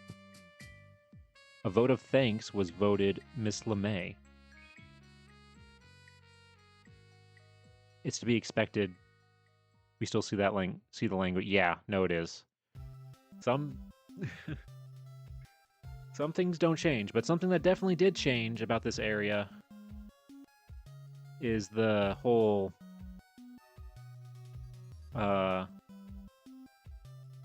Persia has learned to trust in America. Our influence in the country is considerable. I mean, that one didn't age quite so well. 100 years later.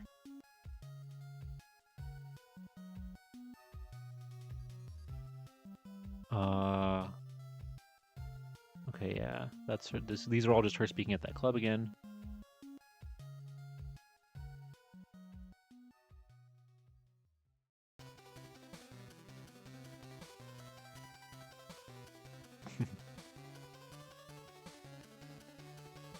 Yeah, that's definitely gone. It's very gone at this point. We used to spread values instead of bombs. I mean, for a long time, those values went alongside the bombs in some cases. Maybe not in this time yet, but we have definitely used the values as an excuse to use the bombs.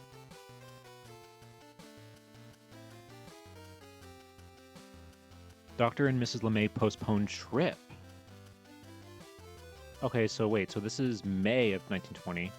Dr. and Mrs. Charles LeMay, the latter a daughter of Judge Garman, have postponed their sail to Tabriz, Persia, where Dr. LeMay was to resume his duties with the Persian Mission Board. They were prepared to sail this week, but owing to the unrest and disturbances, makes it unsafe for travelers. The sailing of the ship has been canceled for a few months, wherein it is expected the southern route will be opened for travel.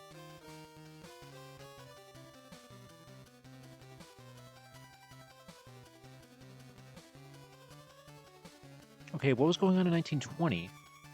Was it specifically the Middle East that was having problems?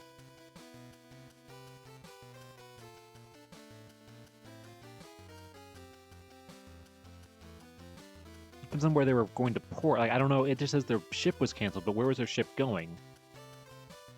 It's 1920, so I mean, Europe wasn't fighting at that point. It could have been... Maybe there was still some fighting going on in the Middle East. The Philippines would like a word, yeah. And a lot of other places. Sadly, we've always spread however ways we could. The narratives are well worth studying, though. It's very interesting. It is interesting. From a historical perspective, it's very interesting. Both, it's sad and interesting. But honestly, that's what a lot of history is. A lot of history is interesting, but depressing and sad.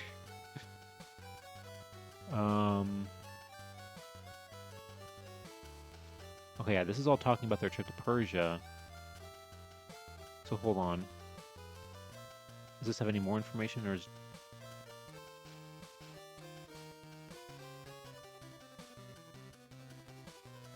Have been forced to abandon their trip for a few months owing to the unsettled conditions in the Near East. Okay. The sailing of the ship was canceled until fall, when the southern route to Persia can be used safely.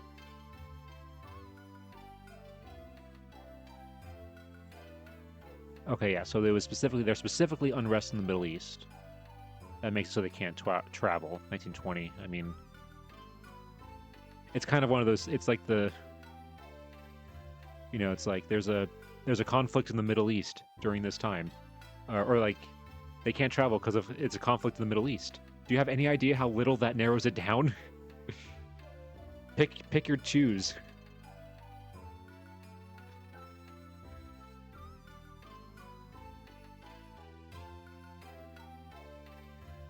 Okay, this one's from October.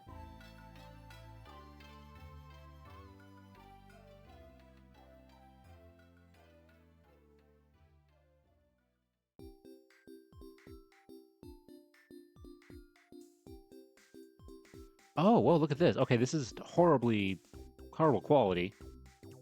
But it says here were forced to give up returning to Tabriz, Persia, where they were missionaries under the Presbyterian Board on account of unsettled conditions in that country, are studying Eastern languages at a school in Hartford, Connecticut. Okay, so they went. That's good that they're learning the language at least. I mean, they maybe knew like a little bit, but living there, I would hope, but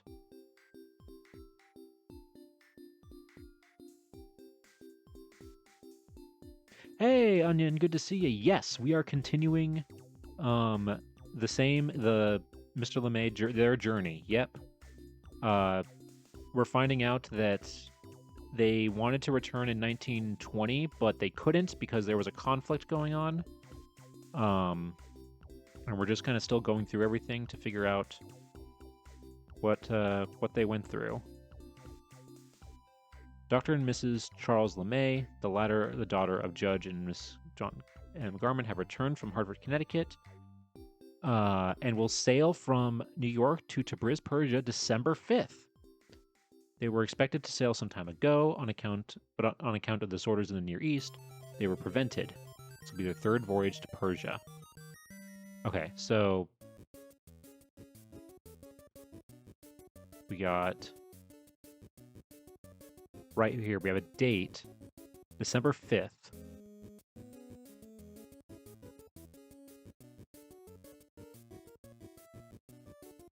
Let's see, does this one have any more information than the one we just read, or is it the same? Oh, this is December 4th. Hold on.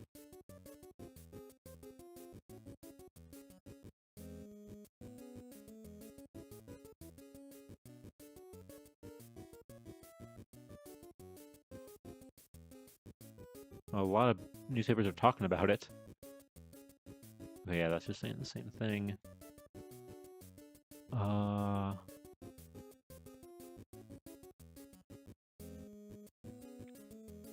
Let's see, does this have anything new? Okay, yeah. That's nothing. Okay, here we go. Leaving today for Persia, Dr. and Mrs. Charles W. LeMay of this city will leave this afternoon for Persia, where they will resume their duties as representatives at the First Presbyterian Church in the foreign mission field. Ms. LeMay is the daughter of Judge Garman. Okay.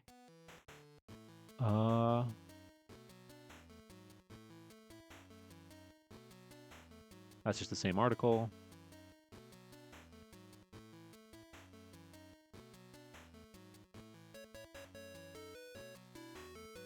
That's the same article.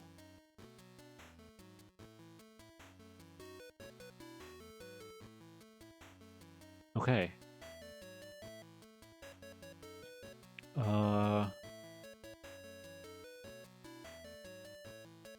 Okay, this is December 1st.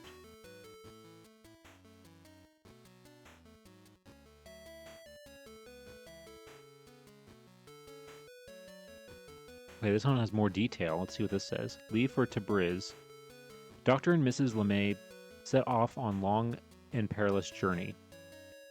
Dr. and Mrs. Charles W. LeMay of this city left yesterday afternoon from Titanic on the long journey during which they will probably encounter many difficulties and perils to Tabriz, Persia, where they will be the representatives of the First Presbyterian Church in the foreign mission field.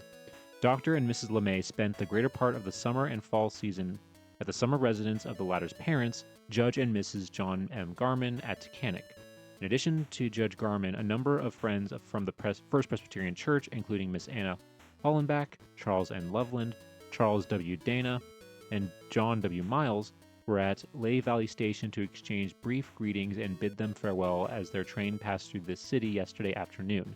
Dr. LeMay said that from New York, he and his wife would go to St. John's, New Brunswick, where they would set sail December 5th on the Canadian Conqueror via the Mediterranean Ocean and the Suez Canal to Bombay, India. From Bombay, Mr. LeMay said they will voyage up the Tigris to Baghdad and from thence by caravan to Tabriz, Persia. Wow, so that's way more roundabout than I was expecting. I thought maybe they were going to go like somewhere like along here and then cut through this way. But they're going... Wow, so they're going through the Mediterranean, through the Suez Canal, through the Red Sea, around Saudi, like the Arabian Peninsula, to Bombay, which is now Mumbai, India, then going from there up the Tigris River to up this way to Baghdad, and then from there, wow, that is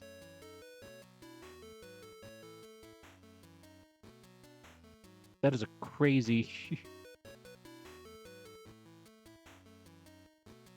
that is a crazy long journey. That is insane.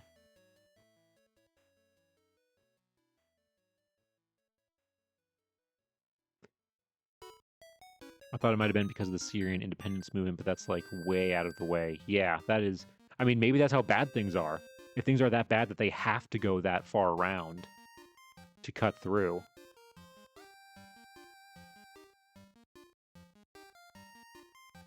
Yeah, they're going way out of the way. I mean, hey, they're used to it. These people have to be like the most traveled, like, people from this town, from Taconic, Pennsylvania, like, ever.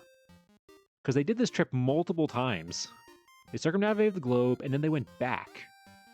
And they went back this roundabout way.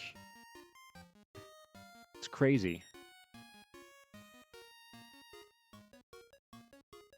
Okay, so that's all the 1920 letters, or newspapers. Let's move on to 1921 to 1930. We'll start with this county. How many do we got? Okay, we only got 25, so not as many, which honestly makes sense because they're mostly in Persia during this time. Yeah, that was just 1 year. That for some reason they were doing so much in that year. That was a busy year for them. Okay, so this is May of 1921. Is this them getting there? Hold on. Judge and Mrs. John M. Garman have received word of the safe arrival of Dr. and Mrs. Charles W. LeMay in Hamadan, Persia, where the former are engaged in missionary work. Mrs. LeMay is a daughter of Judge and Miss Garman. Dr. and Miss LeMay left this city for Persia last January. They will remain in Hamadan, which is under the protection of the English, for a few months. So not even... This is May. They left like January like 4th or something like that. Like... Or no, December. They left in December, didn't they?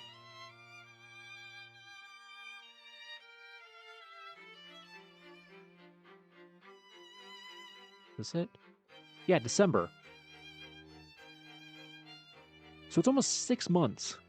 And they're not even there yet.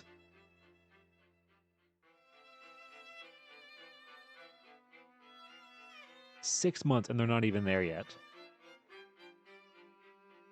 God, and again, it's insane to think about like what their like family and friends must have thought, because they during this time they had basically no communication, very little communication to know what happened to them, if they made it, if something happened or stuff like that. How do they finance it? They're missionaries, so it's paid through the church. I would assume it's yeah, they're part of the Presbyterian Church specifically. All this traveling was courtesy of the Protestant Church. Makes one feel religious just thinking of it. Yeah. I mean, they were dedicated to their faith. Absolutely, you could tell. I mean, to go to a, what is, I mean, even during this time, they're saying that it's war-torn. It's war-torn, and they're still going. And they can't even go there because they have to stay in this place, Hamadam, because it's under the protection of the English for a few months. To go through, yeah, so basically to go through what they went through during World War I and still want to go back, that's dedication. To go through what they went through when they were there, you know, and had to flee, it's insane.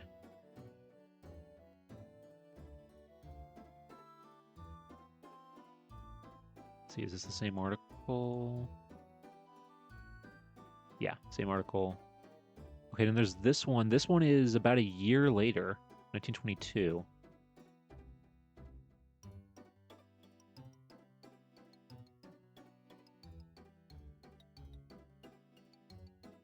Wait, what? Journey to in Russia cost LeMay's 5,420,000 rubles. Conditions in the Soviet Republic of Georgia, vividly pictured in letter to Mrs. G.M. Garman.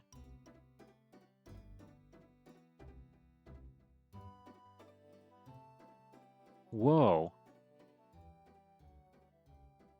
Hold on.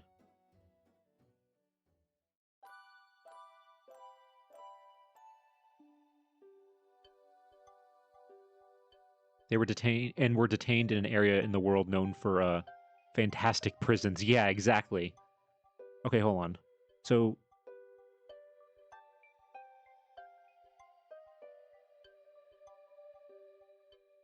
2,710,000 rubles. I don't know, what is that, like $10 probably? Maybe in today's money. I know the ruble's not doing so good.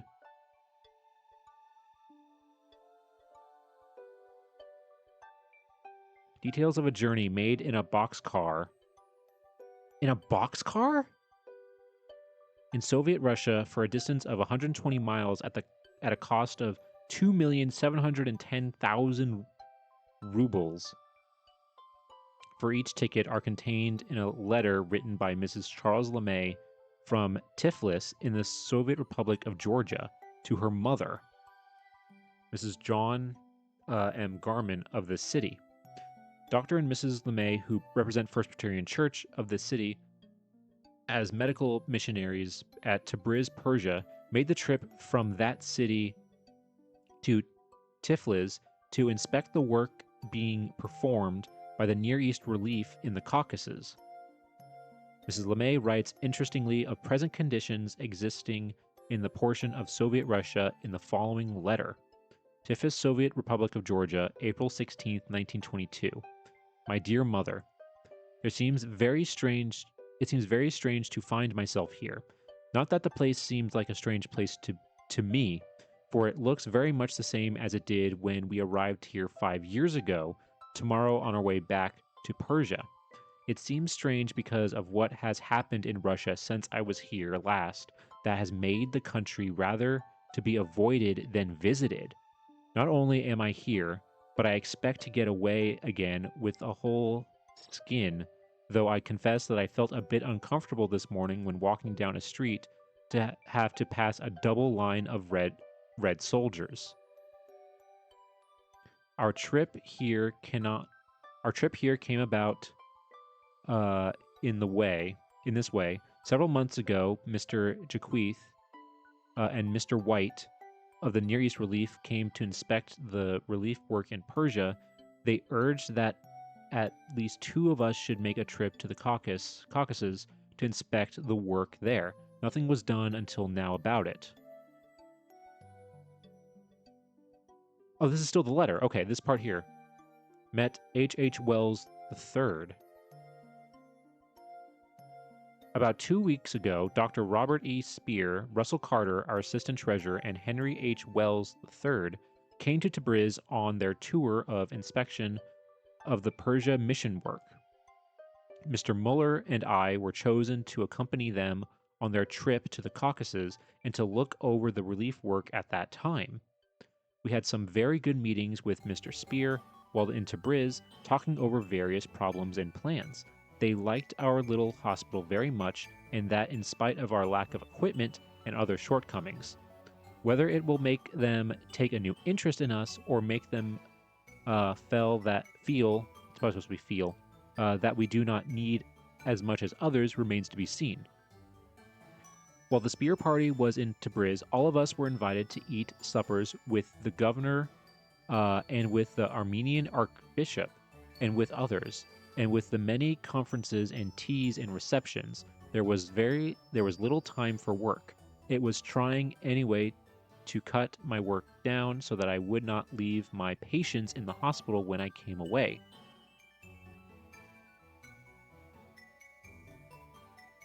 Dr. Cochrane is attending to what had to be left of my work. Russian railroad service. The train service to the Russian border is not good, but the man in charge did all he could to make us comfortable. He gave us a second-class car, which had been newly painted and was very clean. This was given free. It took a little over 12 hours to make the run to the frontier, where the train arrived early in the morning. The chief of the Persian customs was very cordial and invited us to dinner with him. Just before dinner, someone came in and announced that some Americans were at the station across the river and were coming into Persia.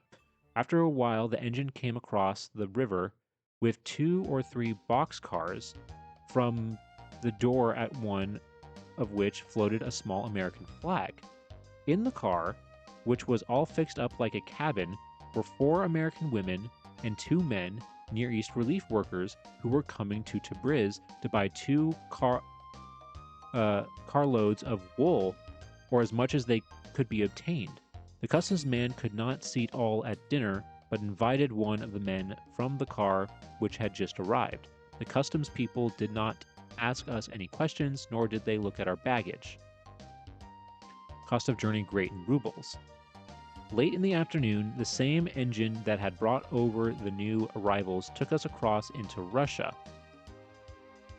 and attached us to the train for Yerevan, from which place to Tiflis we rode in a boxcar. Our tickets from Julfa to Yerevan, about 120 miles, cost us 2,710,000 rubles for each ticket. The managers gave us the car for ourselves, whereas they usually count 40 people to a car. At one place along the line, some officials wanted to see some paper saying that we were not entitled to have it to ourselves, but when an Armenian told the inquirer that we were of the Amerikansky Komitat, American Committee, the door was shut and we were bothered no more. We all had our journey beds and were quite comfortable. Train stops often and long. The train from Julfa on made very long stops at stations. In some cases, it stopped from 4 to 6 hours. We stopped from a little after midnight till early morning in Nekhchevan, the center of a little independent Tatar republic, which often gives trouble to travelers, but we had no trouble in any way. We arrived in Yerevan, the capital of Armenia, about midnight on Thursday, having left Tabriz on Tuesday evening. At Yerevan, we were met by Mr. Lewis, who, with 2 autos and a few carriages, and were taken to different houses and stored away for the night. Next day, after a hasty survey of the relief work at that place, we took an auto trip to Echmedzin, where the head of the Armenian Church lives and where the seat of the Armenian learning is located. There, Mr. Spear and Mr. Muller called on the Catholicus, while the others of us visited orphanages and children's hospitals. That night we took another train for Tiflis, And after 2 nights and 1 day riding and stopping, we arrived here early this morning, coming from the station in a large motor car from the NER headquarters.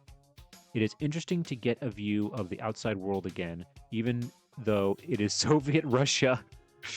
That's funny. I have already met 3 men whom at various times I last saw in Tabriz. One is a Mr.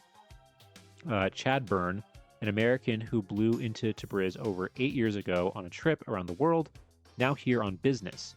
Another was a Mr. Dodge, an Englishman, who was born and lived in America till he was quite a boy, and so seems rather American. He was a colonel in the British Army, but I do not know what he is now.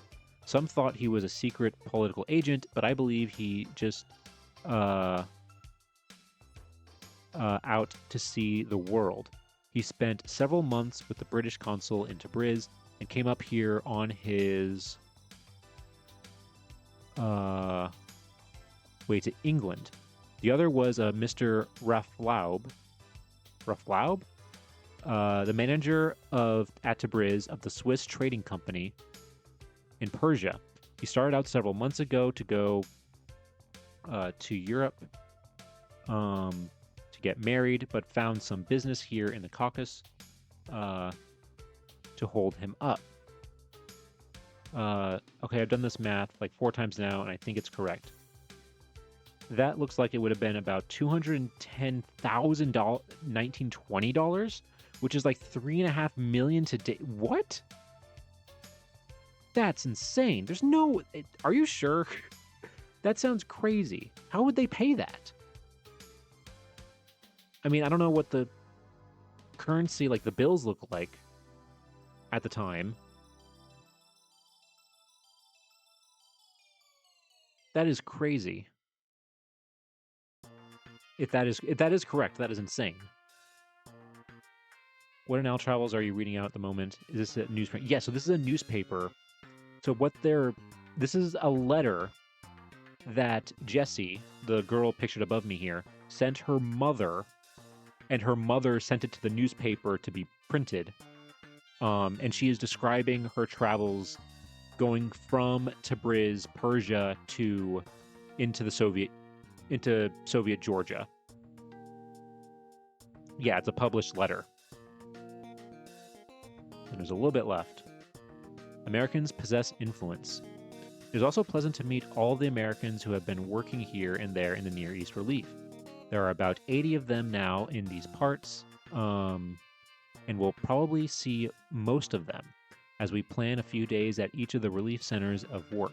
Americans are the most influential people in all this section of the world. They have hundreds of railway cars constantly on the move, free of all charge, carrying their supplies from Bataum to the various centers of work.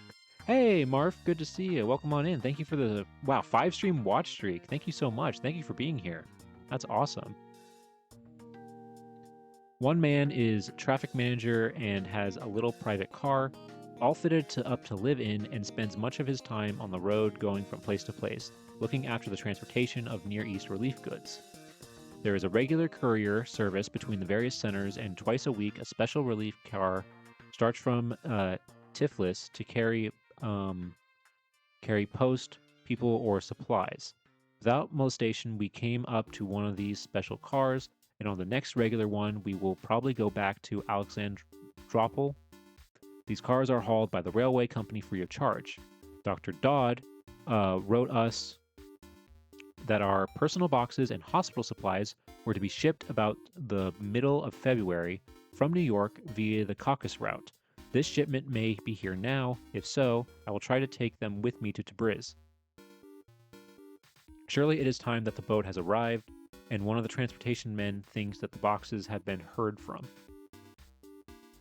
The things that were sent out last August, including 14 cases for the hospital, have been all winter in Kermanshah. It will take 2 months to get them to Tabriz. Our hospital stands greatly in need of an electric lighting system. There is now a plant furnishing electricity by the city. The current is not on during the day and is turned off at 11 o'clock at night. A small plant for our compound is a real necessity. Wow. I'm assuming that's the end of the letter because it doesn't say like continued on the next page. So they don't even have full-on electricity at their hospital. Okay, so a ruble was worth around 4 cents back then, and I couldn't find a currency calculator for that, so I had to actually do math. But if my math should be right, 5,422,000 times 0.4 cents, 210-ish, it's 219,600. Then I used a currency converter to do 1920 USD to today. So yeah, I think that's right. Wow. I'm guessing the church paid for it. I'm hoping the church paid for it because I don't think they had that kind of money.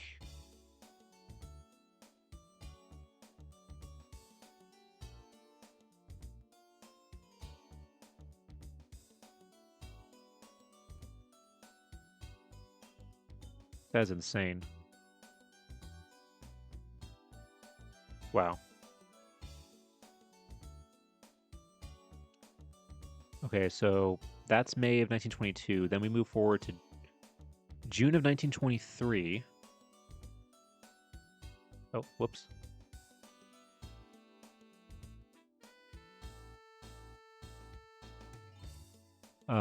Miss Agavinik Nazarian, a graduate nurse of Wilkes-Barre City Hospital School of Nurses in the class of 1919, sails on the steamship Patria on Thursday for a visit to her home at Tabriz, Persia.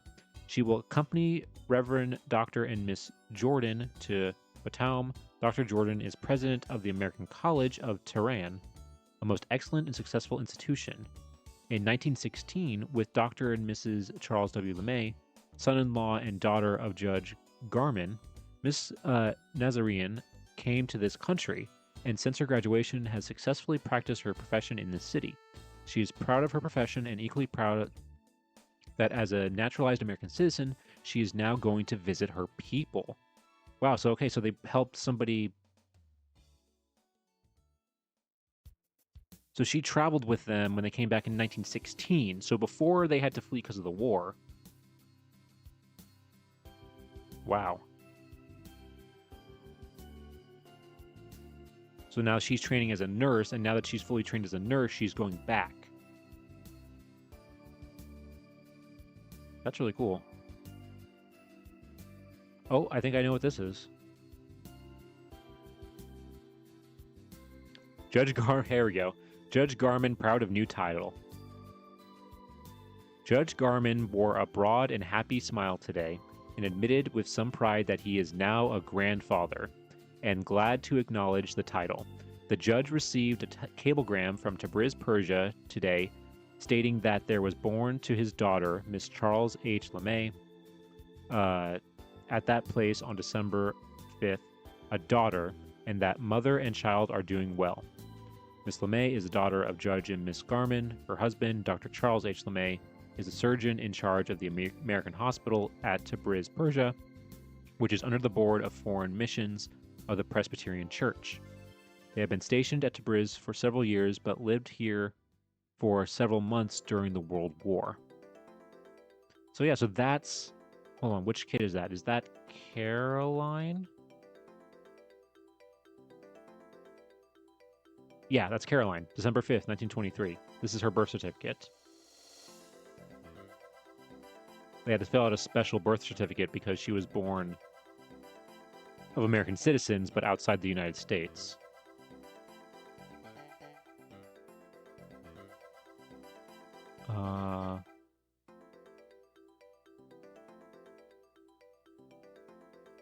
Let's see, I think these are all just various versions of the same article.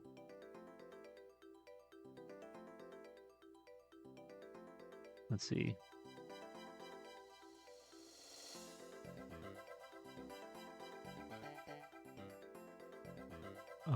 Was formerly Mistress Garman, daughter of Judge and Miss John M. Garman.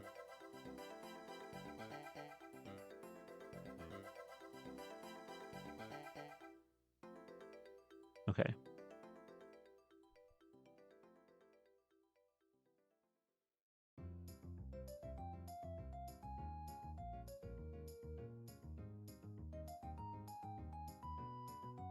Gets on soapbox. Okay, they made the fact that his daughter pushed a whole ass human out of her body after traveling around a scary world about a man. But it's the Persian women who live in prison steps down, picks up box. I mean, yeah, that's how a lot of these. It is annoying how, like, in a lot of these articles where they talk about like a birth, it's mostly about like the father or the man. If it's not about both of them, it's mostly about like the man.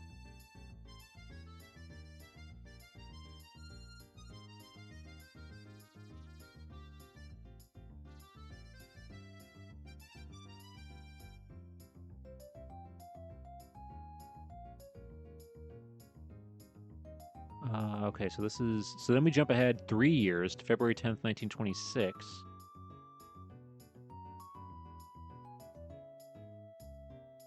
Junior Association meets.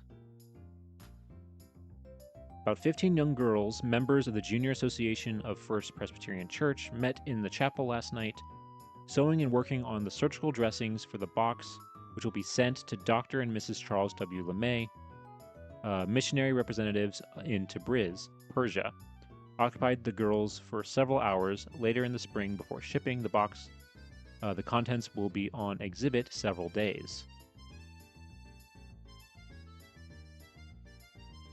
Okay, so they're doing basically charity work to get them supplies for the hospital that they work at.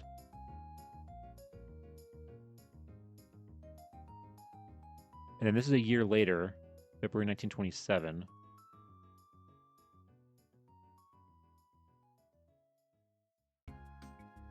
Okay, so it looks like they did the same thing a year later.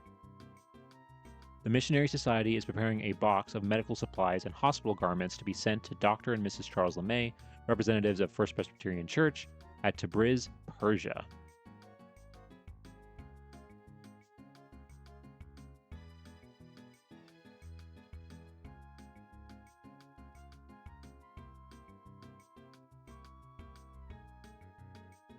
And then, yeah, this is it again.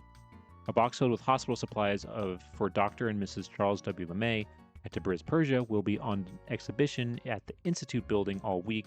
The congregation and friends of First Presbyterian Church will be cordially welcomed to see the splendid box, which will be sent to the missionaries and their co-workers.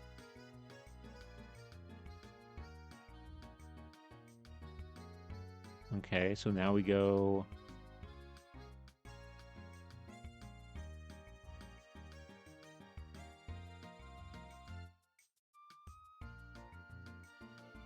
Okay, this one, I think this is their second daughter being born. This is Catherine. Mrs. John M. Garman, widow of Judge Garman, has received word of the birth of a daughter to Dr. and Mrs. Charles W. LeMay, medical missionaries at First Presbyterian Church in Tabriz, Persia. Mrs. LeMay was before marriage Miss Jessie Garman. Okay, yeah, so this is their second daughter. This is Catherine, I believe is her name. Yeah, Catherine. March 5th, 1928. Yep, it's her.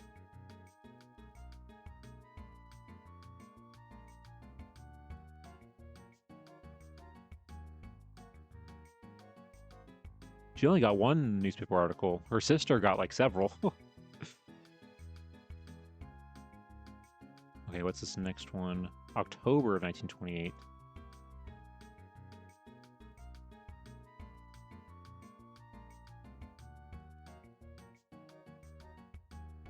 Oh, look at this. They came home. Dr. and Mrs. Charles LeMay are expected to arrive home today from Persia, where they have been stationed for some years as missionaries and will spend some time at the home of the latter's mother, Mrs. John M. Garman, on 2nd Street. Okay, so this is October of 1928.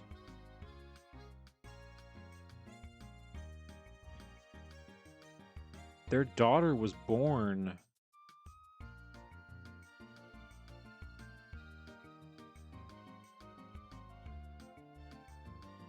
in March.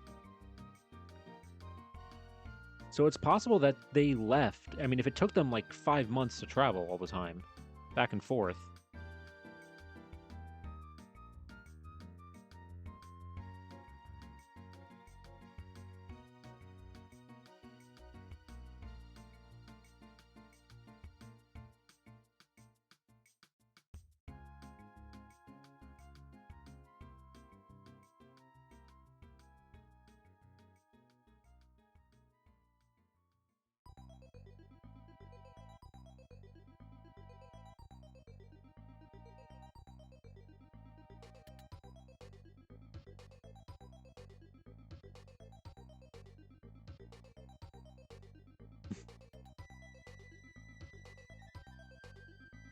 That one was from the perspective of the grandmother. I mean, it was probably mostly from her perspective because her husband was dead. The grandfather was dead at this point because it says widow of Judge Garman.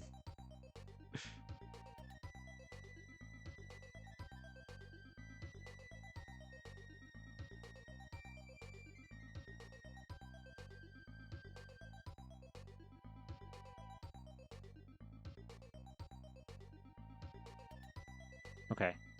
So if they're coming home,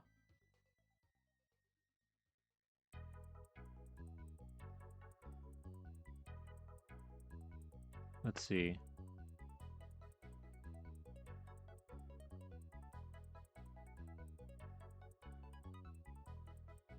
Yeah, so also this means that they were gone for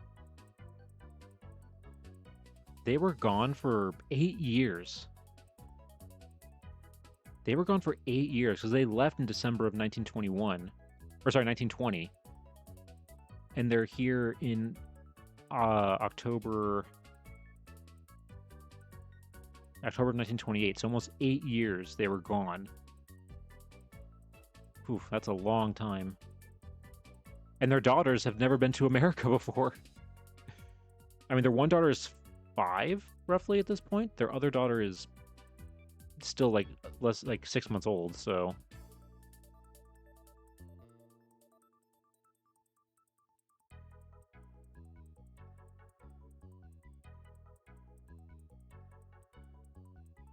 Yeah, it's just the same article again.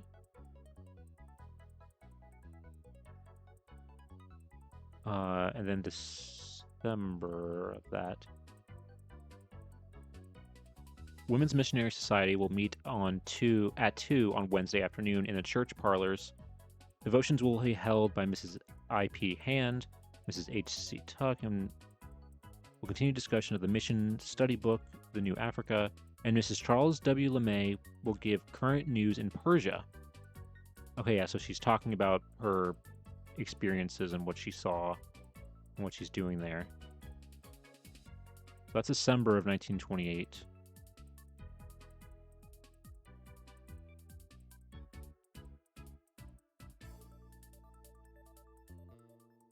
February 1929. Let's see.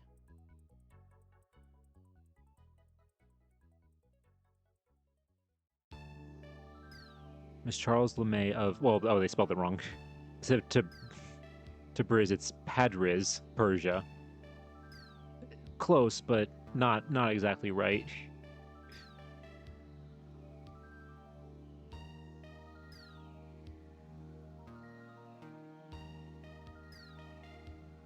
Yeah, it's not Tabriz. It's close, but not quite. You tried. The study book, The New Africa, I bet has some gems. Oh, God. Oh, yeah. It's probably interesting. Okay, this is April 1929. So they're still there. She's still doing speaking in April of 1929. May of 1929.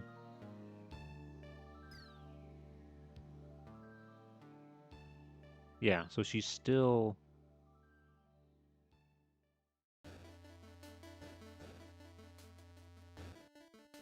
She's still there. Oh, well, wait, look at this one. Mr. Charles LeMay of Payriz, Persia. Not even, I can't even, that's way off. It's getting worse. It's like a game of telephone. It's getting spelled worse every time. It's going to be called like Pez in the next one. Formerly of this city and daughter of the late Judge John M. Garman will address the meeting.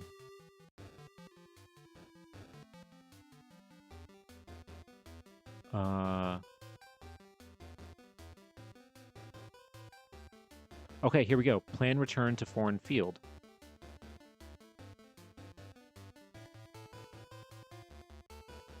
Dr. and Mrs. Charles W. LeMay, medical missionary representative of the First Presbyterian Church of Wilkes-Barre in Tabriz, Persia, who have been spending a furlough with the latter's mother, Mrs. John M. Garman, at the Garman residence in Takanik, will return to their work in the foreign field in October. They will ship their automobile on the boat and will use it in crossing the Syrian desert in a motorcade. Dang, that's an upgrade from a pack mule train. They got a car now. They really are doing Top Gear. They really are doing Top Gear now. Look at that.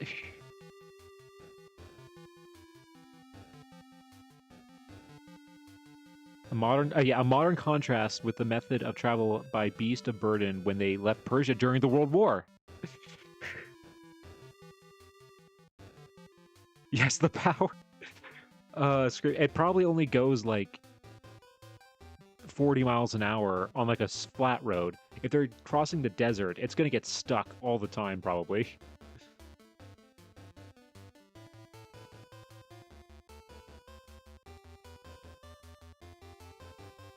Also, where are they gonna get gas? I don't know if this is...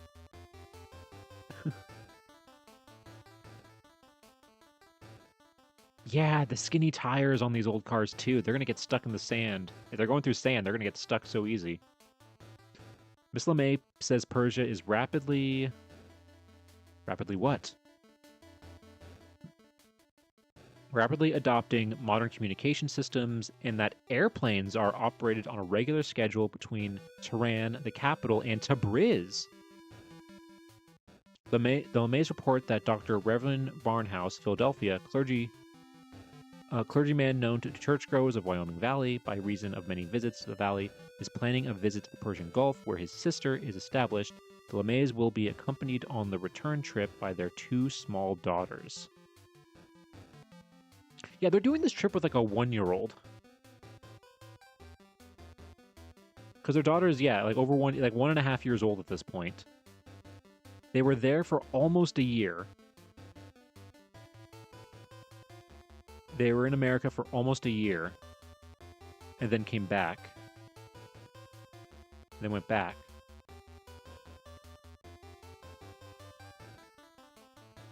Okay, hold on. Let me change this real quick. To Wyoming County. Whoa, nothing. What about doctor? Whoops, that's not doctor.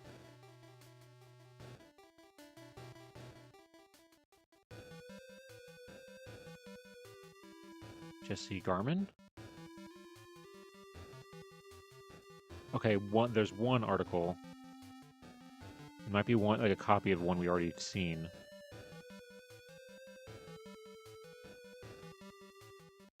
Oh, this is her father. This is an obituary for her father. Judge John M. Garman, victim of heart attack, passes away at his home in Wilkes-Barre last Thursday evening at age 75.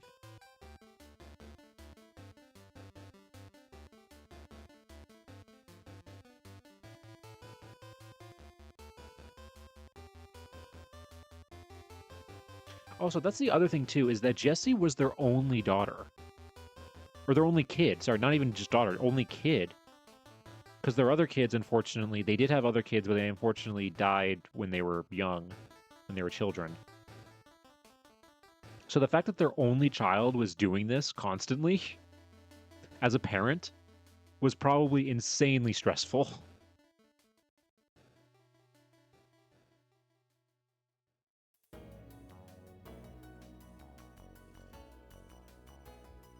Oof, jeez. Okay, so let's now go forward another 10 years. 1931 to 1940.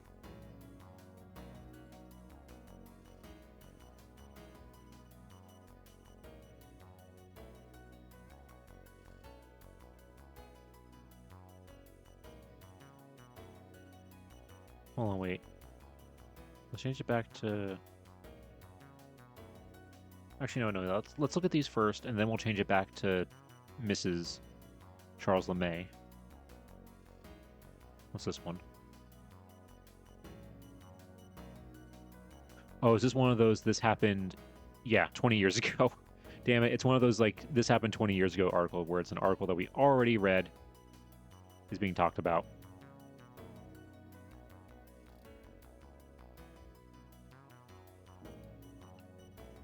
Okay, this is 1935. Mrs. Jessie Garman LeMay and daughter Catherine arrived here from Persia last Saturday afternoon for an extended visit with Mrs. LeMay's mother, Mrs. John M. Garman. Okay, so this is... But it's just her. It's just her and Catherine. Just one of their daughters. Interesting. Maybe something was wrong with her. Maybe her mother was sick or something? Hold on, when did her mother pass away? Her mother passed away in 1935. That's probably why she went back. She was probably sick.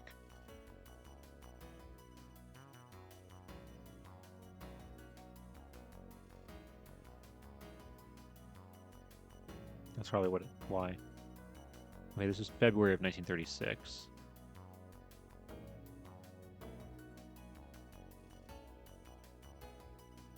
Okay, so she's still there in February of 1936, so almost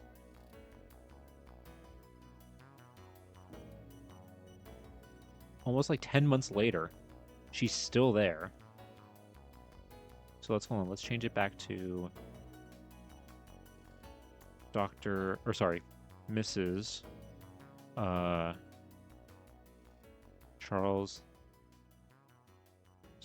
LeMay. Ooh, wow, that's a lot. Okay. And they're all from 1935 onward.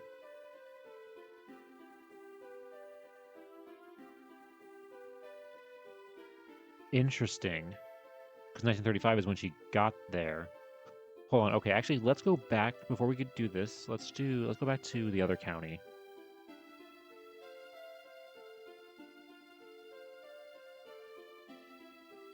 $75. Okay. I think because she does come back and she's doing stuff in the community again.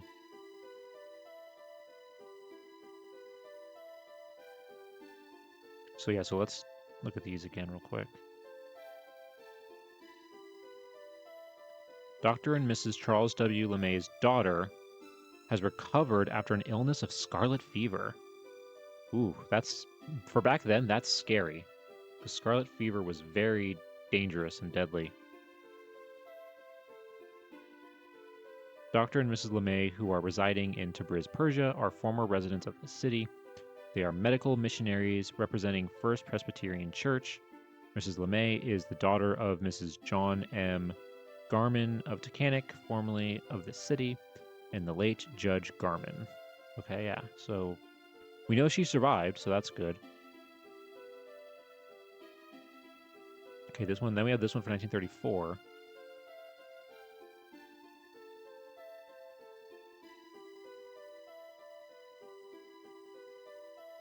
Okay, Miss Frances Wooding, a trained nurse on furlough from her work with Dr. and Mrs. Charles W. LeMay in the Presbyterian Mission at Tabriz, Persia, will be guest of honor at a meeting and tea which the Women's Missionary Society of First Presbyterian Church. Okay, this is just somebody. Yeah, this is just somebody visiting, or somebody who knew them. And yeah, this is the same article here.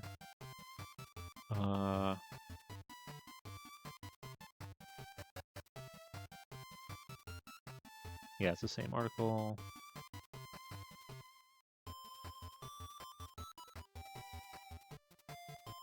Okay, this is October 1st, 1935.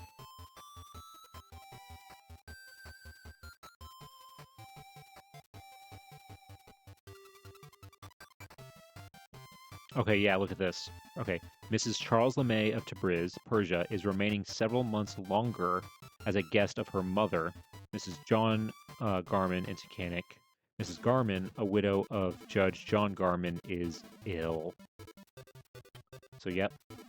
So maybe she wasn't originally going to stay longer, but I think maybe her mom got sick, and so she decided to stay, maybe? Based on that the context of how this is written.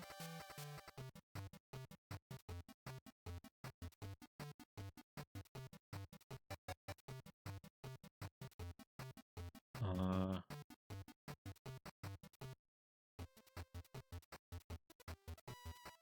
Hold on.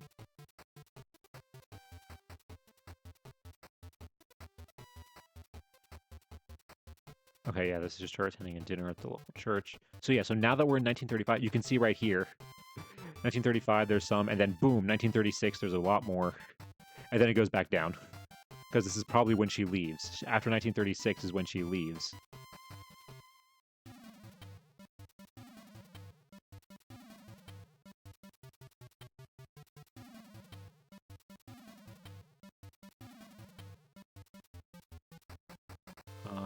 Let's see.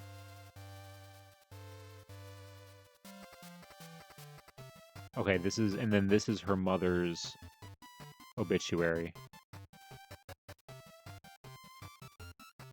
Prominent Tacanic woman succumbs to age of 73 following a long illness. There we go. Following a prolonged illness. Yep. Da, da, da, Her husband preceded her death 9 years ago. She is survived by one daughter, Mrs. Charles LeMay of Tabriz, Persia, and two granddaughters, Catherine LeMay, who has been spending the past year here with her mother and grandmother, and Carolyn, who is attending school in Switzerland. Dang, she got the good going to school in Switzerland. I mean, hey, they got that church money, they can do it. Funeral will be held at the Garment home, interment at Sunnyside Cemetery. Okay, yeah, so that's what that is. We don't know how long she was sick, but it just says prolonged. Yeah, and these are all just about her death.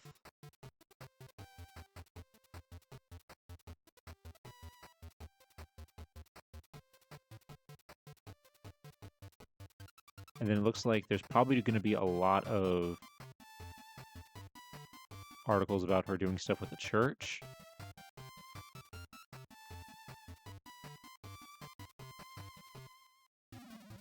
Yeah, of her doing, like, speaking and stuff like that.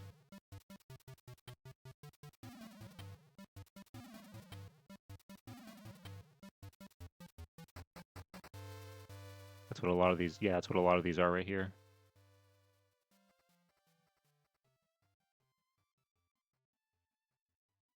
Her going to churches to talk about, yeah. Mrs. Charles LeMay will speak about her missionary work in Persia, in which she and her husband are interested in the Presbyterian Church. Yeah, okay. That's what I feel like a lot of these are going to be while she's here.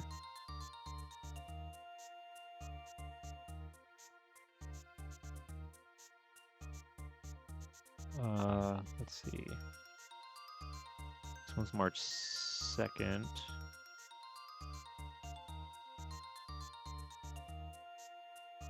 Prayer Day observed.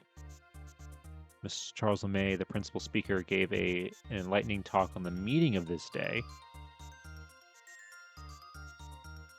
Okay, yeah, so she wasn't talking about Persia in that one. This one looks like she might, though.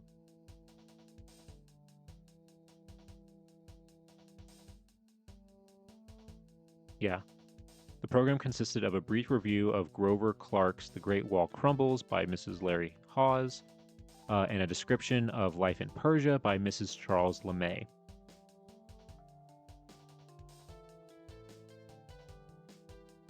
So she's probably doing that a lot.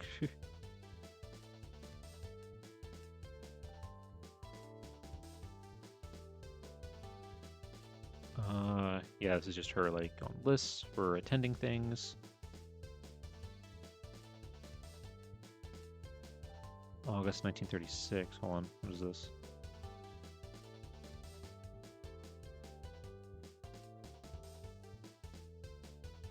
Dr. and Mrs. Charles LeMay of Tabriz, Persia, and daughters Caroline and Catherine, who are residing in Takanik for a few months, visited the courthouse yesterday with attorney W.N. Reynolds.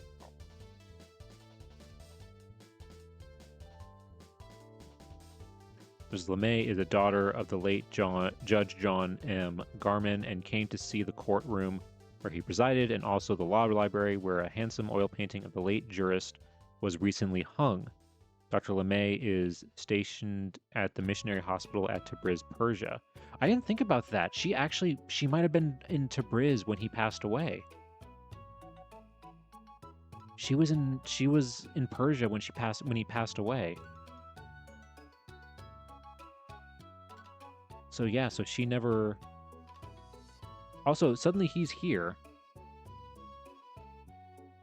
This is August. Suddenly Dr. Charles is here, it's saying.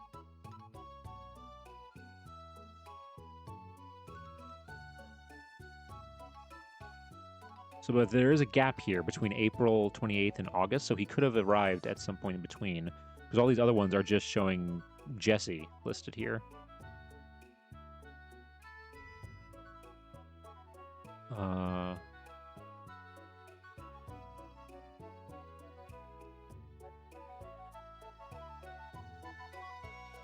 Let's see. Is this them just doing... Dr. and Mrs. Charles LeMay and daughters, Catherine and Carolyn, returned from the seashore Saturday night and spent the weekend at their home on 2nd Street. They left their motor on Monday for New Orleans, Louisiana, where they will spend 10 days as guests of Mr. and Mrs. Frank Borden.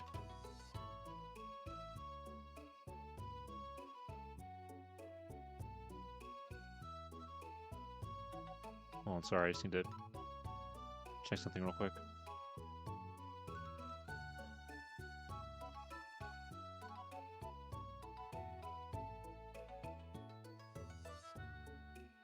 Okay. Sorry. Okay, yeah, so while they're in America, they're going around. They're traveling. Visited Scranton.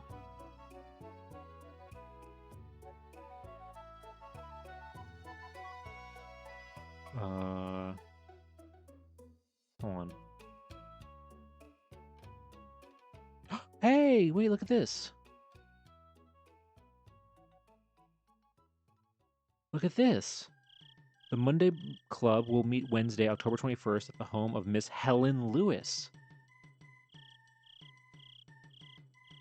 Instead of on their regular day, Mrs. Charles LeMay will have charge of the program. So that's Helen Lewis. That's Helen Lewis who's also in the photo. So even all these years later, 1936, they're still in contact. Even though the fact that spends most of her life in Persia, they're still in contact with each other. Almost 50 years after this photo was taken. That's cool. Not the Bordens, I hope. Little daughter Lucy and all. No, that's what I was looking up because I was just curious. It's not. It's not them. It's different Bordens. It's a fairly common name.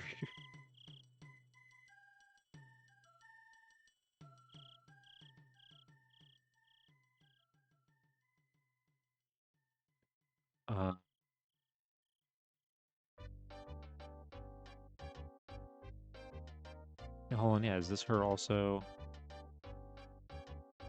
And Helen Terry, look at this.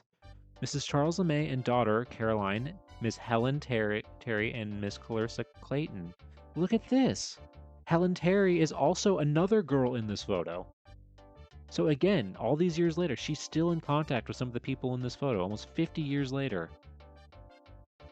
And despite being around the world most of the time. That's really cool.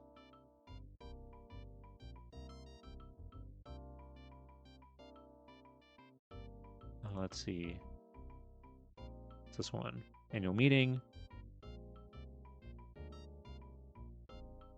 Annual meeting of the Women's Missionary Society of the First Presbyterian Church.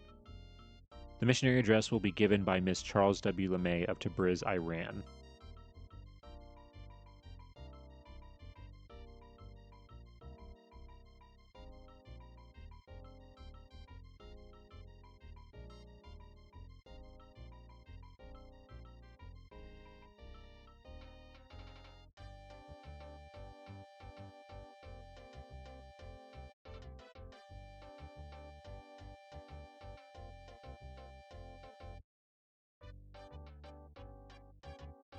Okay.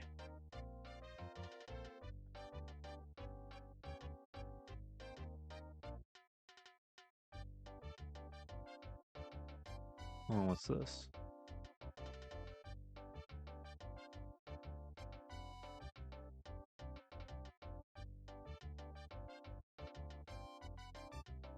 Okay, here we go. This is like a reception in their honor. Reception planned at First Church.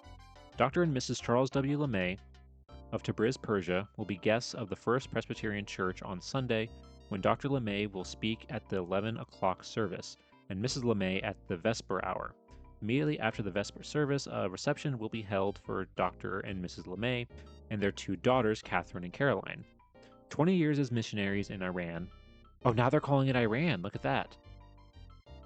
It's now Iran. They're not calling it Persia anymore. Have provided the LeMays with a varied experiences as they have watched the country change from old-oriented world to a modern one. Dr. LeMay, who is in charge of the American hospital at Tabriz, is home on furlough and is doing some special clinic work and surgery in one of the hospitals in New York City. Okay. Interesting.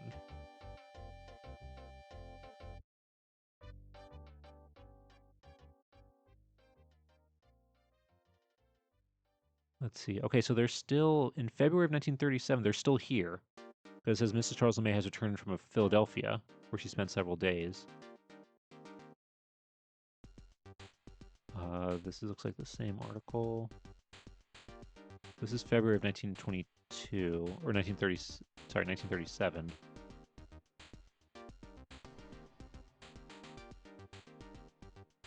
Yeah, okay, that's just her being a guest speaker at another church. Birthday party.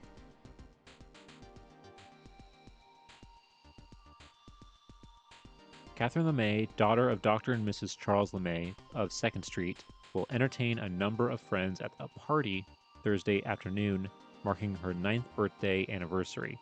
Her guests will be Janet Nessie Powers, Caroline LeMay. I don't recognize any of these last names. Huh. So yeah, so she had her birthday. Little birthday party. That's nice.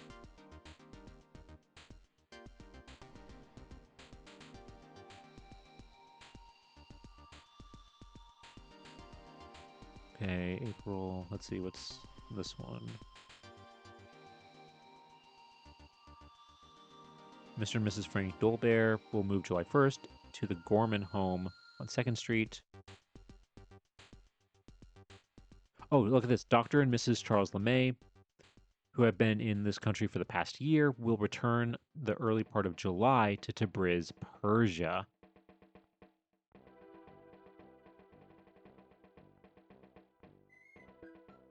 $1937.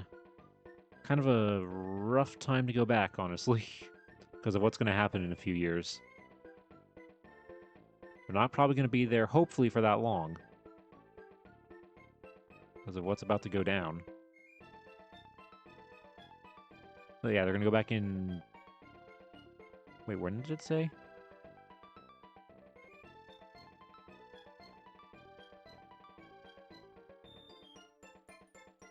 Early part of July, okay.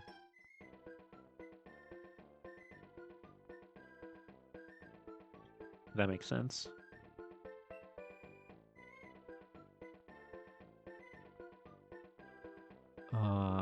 Let's see. Yeah, that's just for speaking.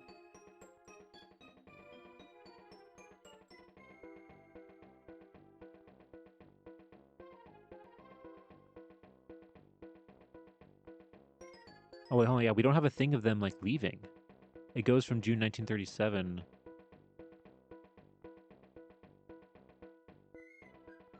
Huh.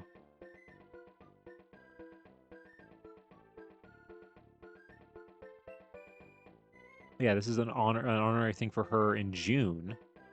That's where the newspapers stop. Then it jumps ahead to February of 1938, which means they're already there. They're already there at this point.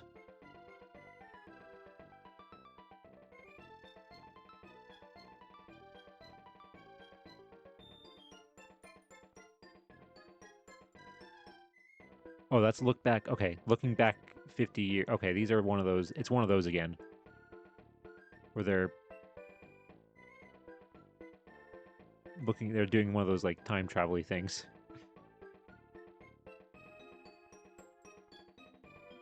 Okay, hold on. April 29th, 1939.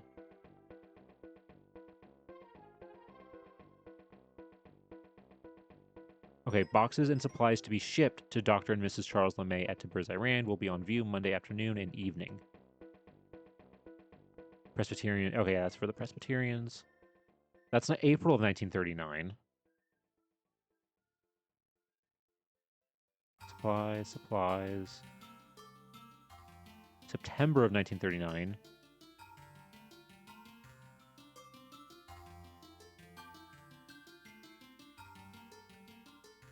Missionary speaks. Mrs. Charles W. LeMay, missionary, spoke Sunday morning at First Presbyterian Church. She is the wife of Dr. LeMay, son of former pastor of the local church. Ms. LeMay is the former Miss Jessie C. Graham, and with her husband has charge of the Colton Kirkwood Whipple Hospital at Tabriz. Okay, so now we actually have a name of the hospital, which is great.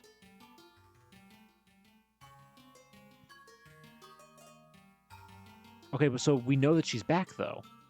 By September of 1939, she's back. So sometime between April and September 5th, she goes back.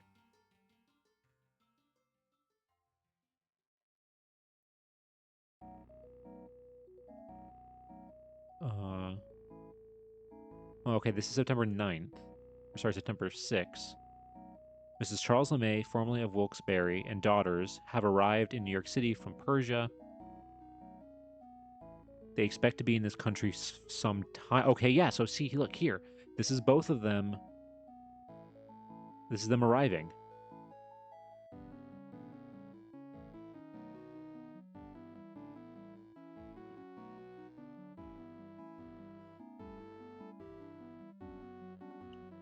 But yeah, but Charles isn't with them.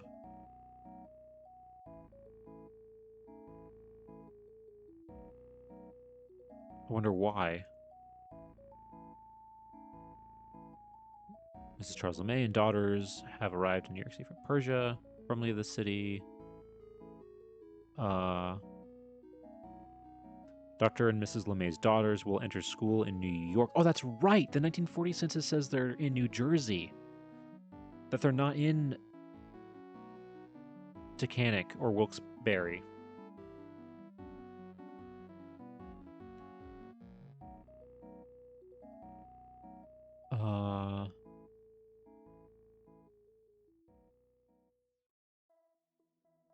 Wait, hold on.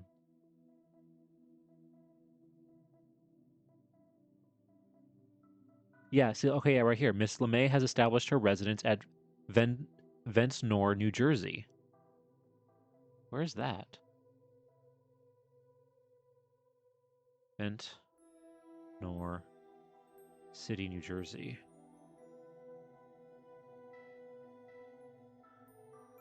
Oh, it's down on the coast. It's way far south. Okay. Right by Atlantic City. Huh.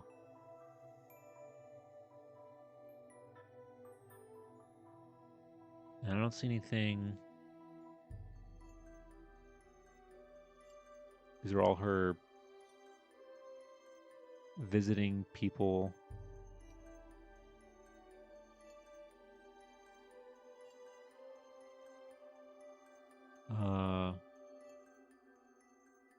Yeah, they're visiting Tacanic, so they're not living in Tacanic or Pennsylvania at this point.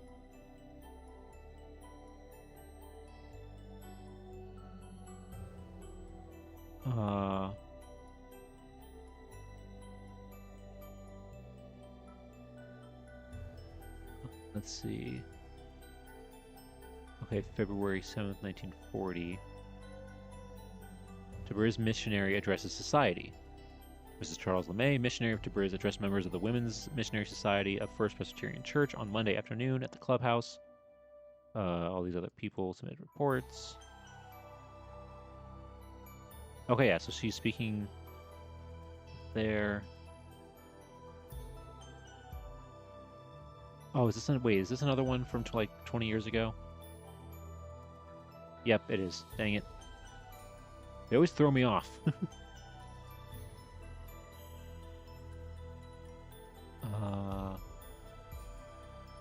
On a motor trip through the United States, arrived in Tacanic. Okay, so by this point, June 1920, it says here, Mrs. Charles LeMay and daughters Caroline and Catherine, who are on a motor trip through the New England states, will arrive in Tacanic about July 15th to make their home. Okay, so by June of 1940, they're back in Tacanic.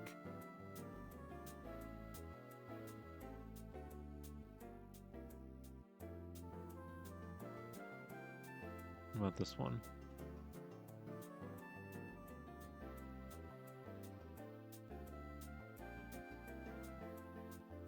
I feel like this is a mistake. Mrs. Charles LeMay and daughter, who have returned to this country from China, will come to Tacanic on July 1st. I think that's a mistake. I don't think they were in China, because this one from a few days ago just says that they were in New England.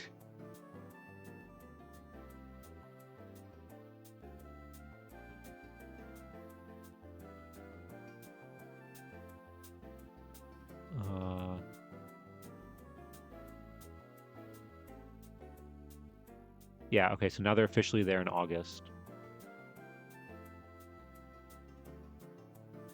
Okay, hold on. This is December of 1940. Oh, god dang it. It's another 20 years ago thing. They're throwing me off. They're psyching me out. I keep thinking we're going to find something interesting from 1940.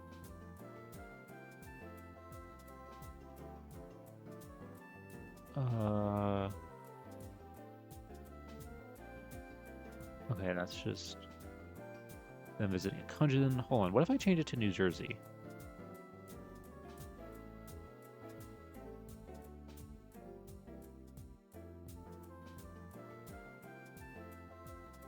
Okay, it's 1936. These are all for the same article. What's the article?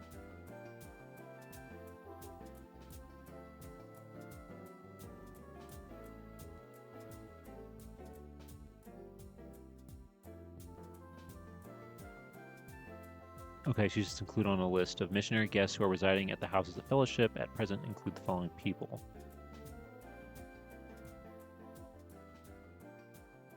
Okay, so that's where they're staying when they're in New Jersey. That's it. I don't think this one's before they arrive there. Yeah. Okay. So let's change it back. Hold on to Wyoming County.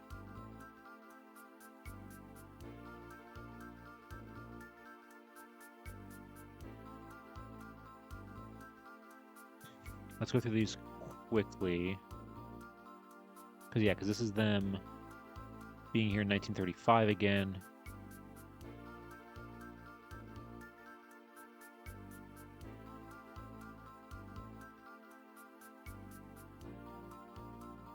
I want to see, because we already know this information about them from 1936 and stuff. We know that they're there.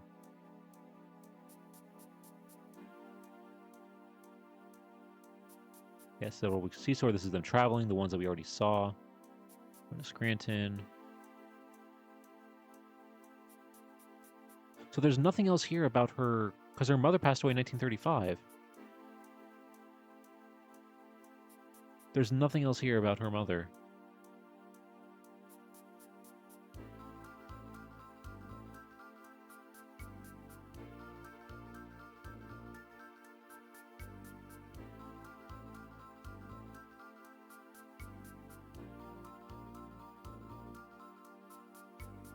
Wait, this is 1920, 1935. That she's there. Yeah. But yeah, there's nothing here about her mother.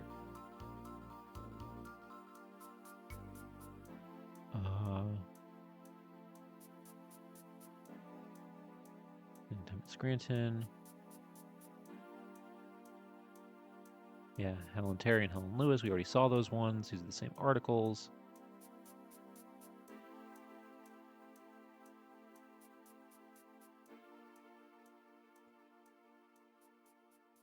Wait, hold on. What's this one?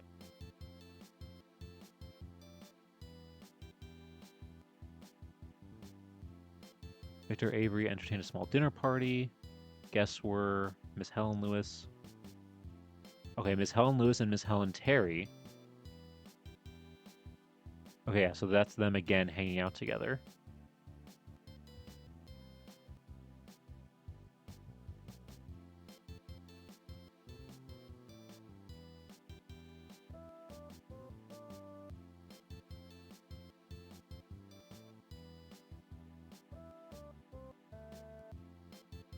Let's see.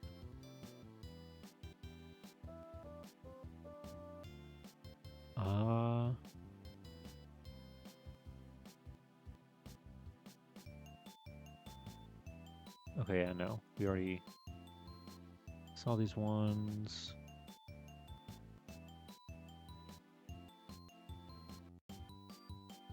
In 1937 when she's still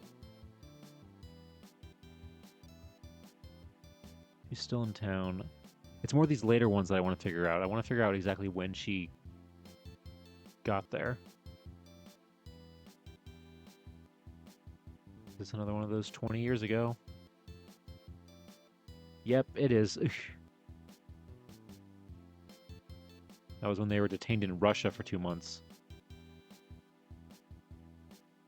Don't tell me this is another one. It is. God damn it. Oh, they keep psyching me out.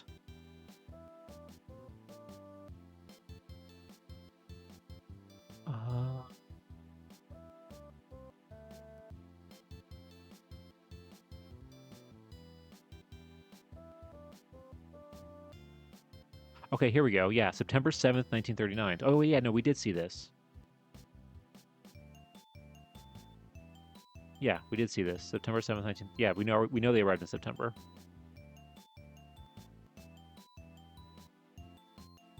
Yeah, and then they're in New Jersey.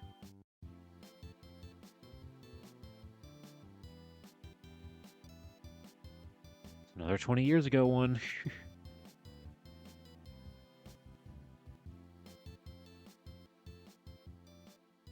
Okay, what about this one?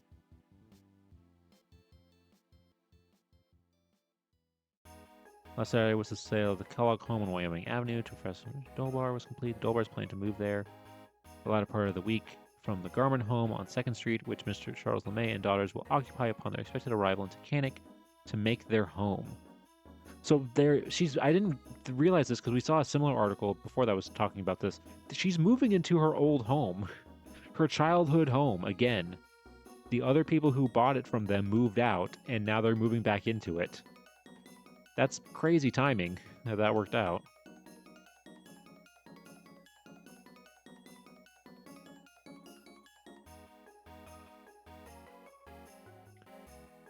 Dinner guests, the weekend.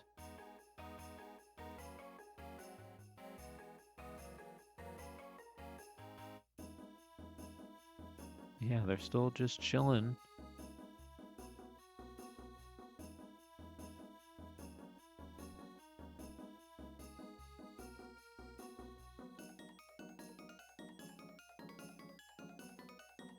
Okay. So now let's go ahead then and let's head on forward another 10 years.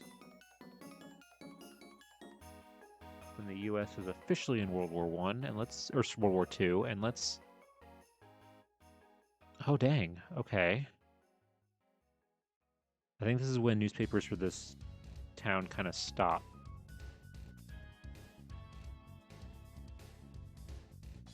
Yeah, here we go.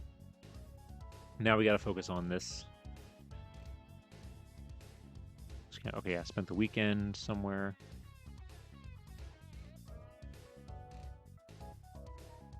West New York.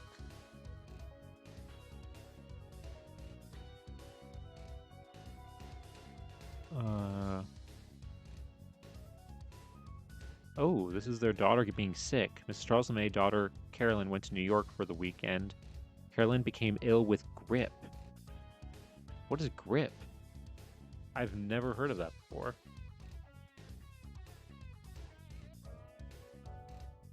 Hold on.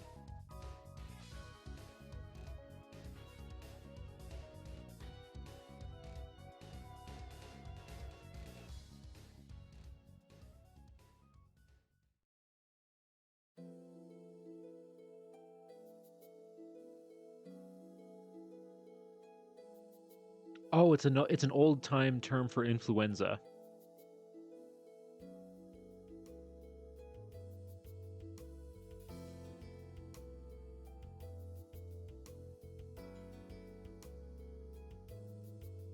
Apparently it's an old term for influenza. That explains that.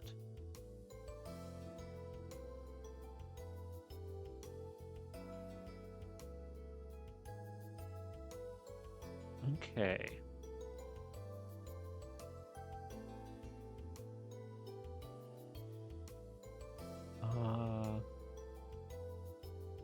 So let's go back here. We get in Washington.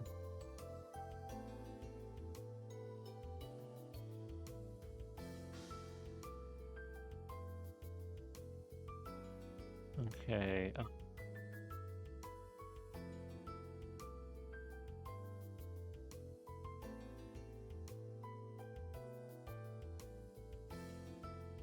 Okay, so Caroline and Catherine went to Wyoming Seminary, which is interesting because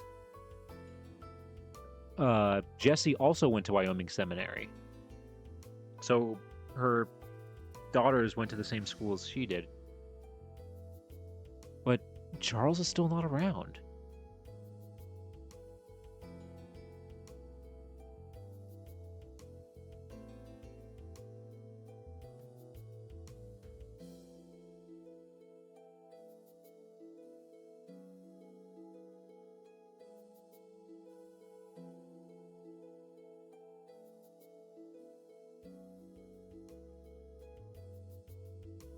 Discussion, answer questions, ask me. Okay, yeah, she just gave a talk. Hold on, I saw something here. Miss Caroline LeMay, daughter of Dr. and Mrs. Charles LeMay of Takanik and Tabriz, Persia, who was graduated last week from Wyoming Seminary, will enter Wesley College. That's crazy. Yeah, wait, Miss LeMay is an alumni of that college. Yes, she went there too. That's crazy. So her daughters literally did the exact same thing as her. They both went to Wyoming Seminary and Wesley College. Wow. Like father like or like mother like daughter.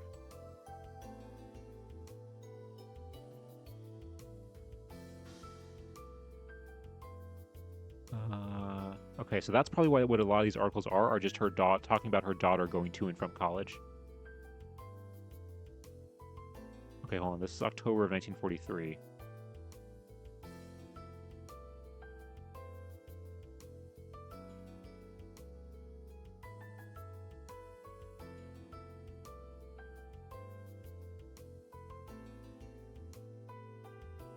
Okay, so this is a thing.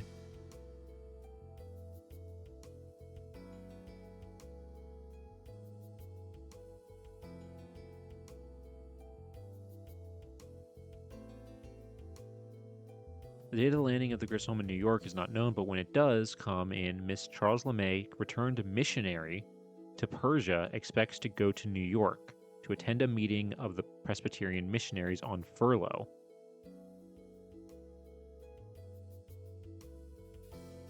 Okay, so she's just going. She's not going because her husband's there. She's going just to help the other missionaries. I mean, she probably knows some of them. She probably knows some of them from their time working together. Speaking at the Monday Club. Oh, here we go. Finally, June of 1944. Almost 5 years later. 5 years later. Dr. LeMay returns by plane from Iran. Mrs. Charles LeMay Takanik, a daughter of the late Judge John M. Garman of the city, has received a message from her husband, Dr. Charles LeMay, a medical missionary, telling of his arrival by plane in New York City from Iran, where he had been head of the American hospital for many years.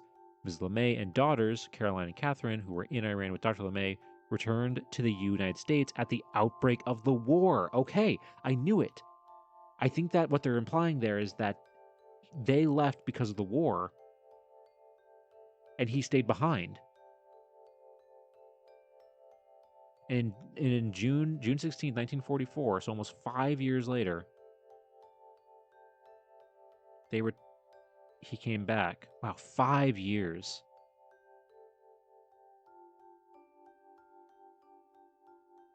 Five years later. That's crazy.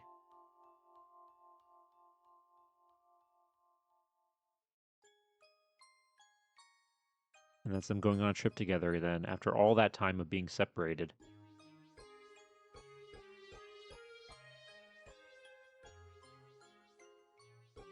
Let's see, here's an article of her. Let's see, she's doing another talk about her mission work. Yeah. Ms. C. LeMay to speak on missionary program. Mrs. Charles LeMay of Iran will be the speaker of the final missionary program of the present series of the Kingston Presbyterian Church tonight at 7:45. The worship services will be led by these people. Okay. Ms. LeMay, who is the wife of Dr. Charles LeMay, a medical missionary under the Presbyterian Board, who is now on furlough in the United States and who is studying American hospital techniques, will speak on the Christian work in Iran. Okay, yeah, so he's using his time on furlough to learn more about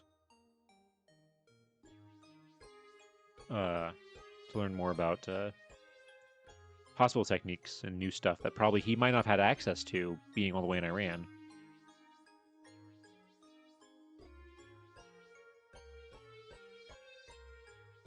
Let's see. Holy speaker, an account, yeah.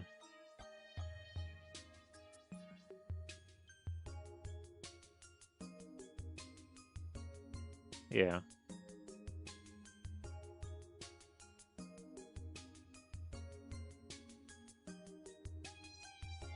Start off doing a speaker thing.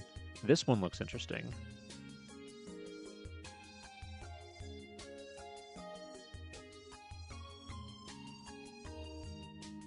This one looks interesting. Iran becomes modern state. Kiwanis Club hears talk by missionary at hospital in Tabriz.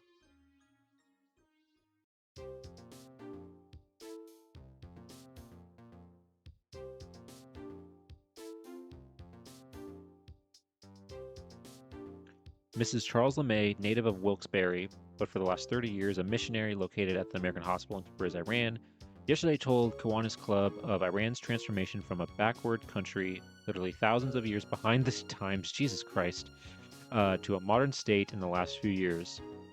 She described Iran as a state isolated from the rest of the world, for the most part by high mountains, and said that while much of the desert on the plateaus, growing conditions of the finest kind prevailed.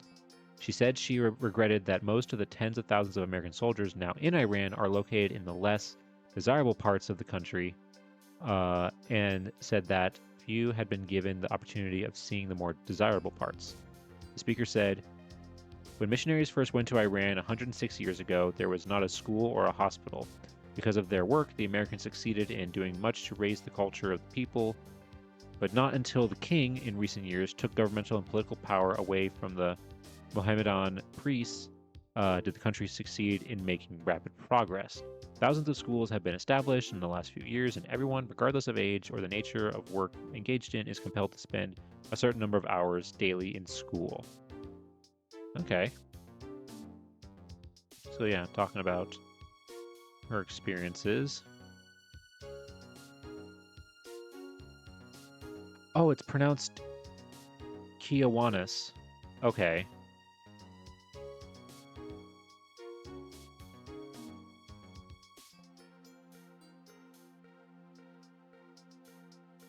Kiwanis. Okay. Kiwanis. Okay. Good to know. Thank you.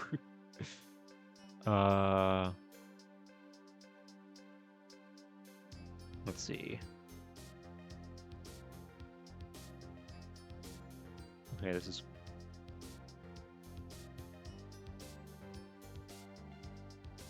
Is this just a thing about her daughter at school?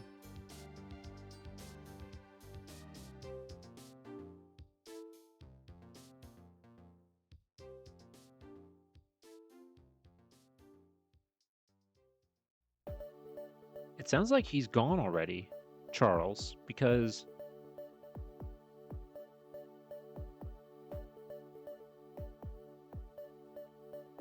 He's not mentioned on that. He's not mentioned in that. Let's see.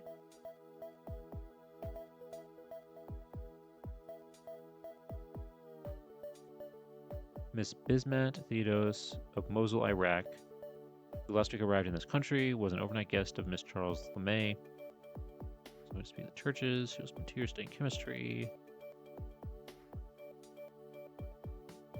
Okay, interesting.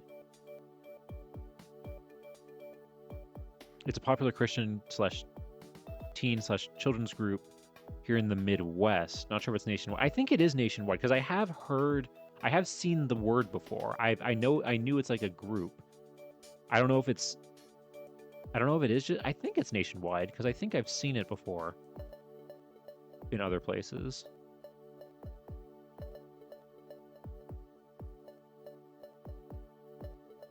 Okay, that's just her attending a party.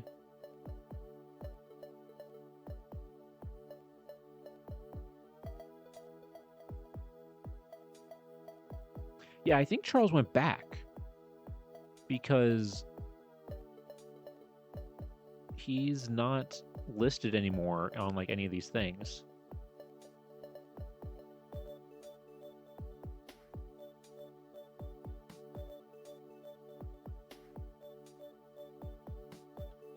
Oh, this is January 1946.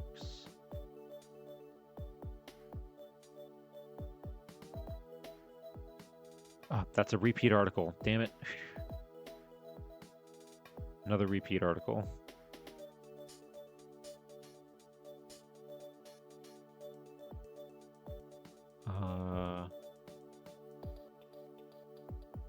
Personal is Packard, who recently returned from Persia.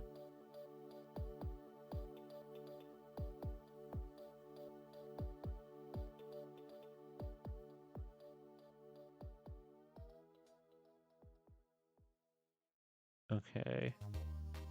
What is this?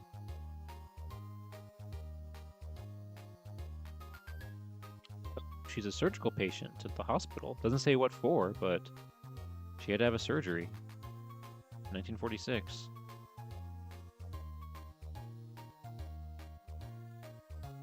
Okay, what's this one? Miss Mary O'Neill. Oh wait, no. Sorry, this.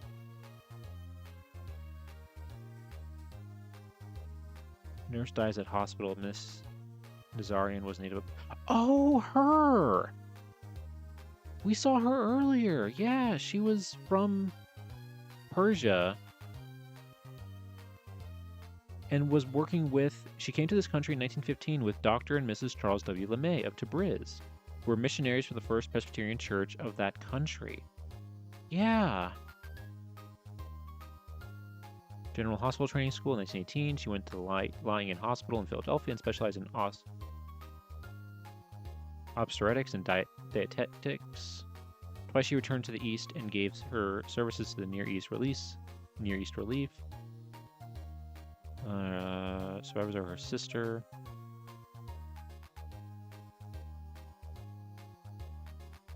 Oh man.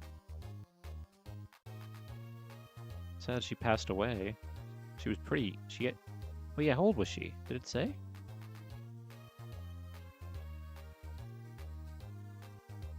It doesn't say. It doesn't say how old she was.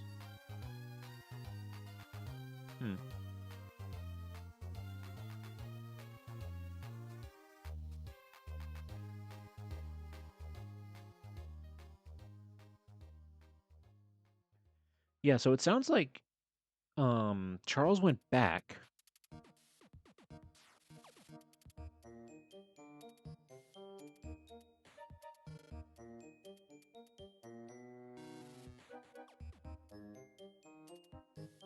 Charles went back.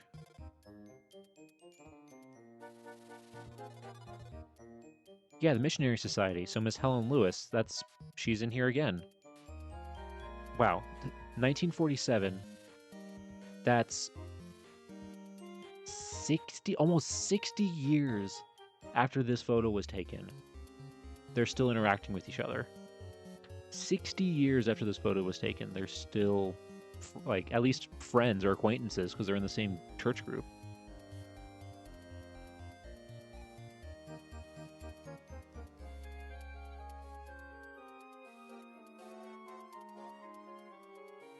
Caroline LeMay. Oh, this is the marriage of their daughter.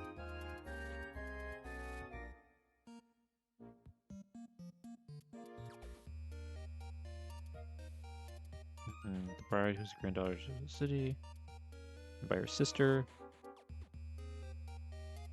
Brother, reception was held. Okay, I was reading through this just to see if there's anything about like if Charles was there, but it doesn't sound like he was.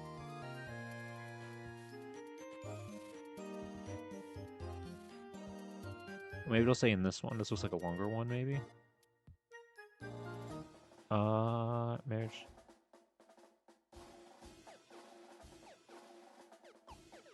Ceremony performed took place in the May home.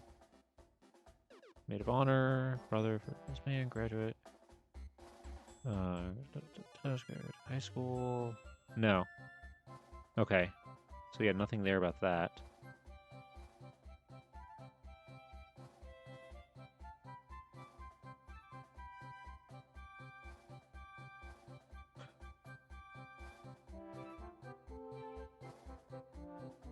Let's see. Catherine LeMay engaged to Robert Louis Stevens. Wow, so she got married like a few months... She got married a few months later. I hope it wasn't out of jealousy.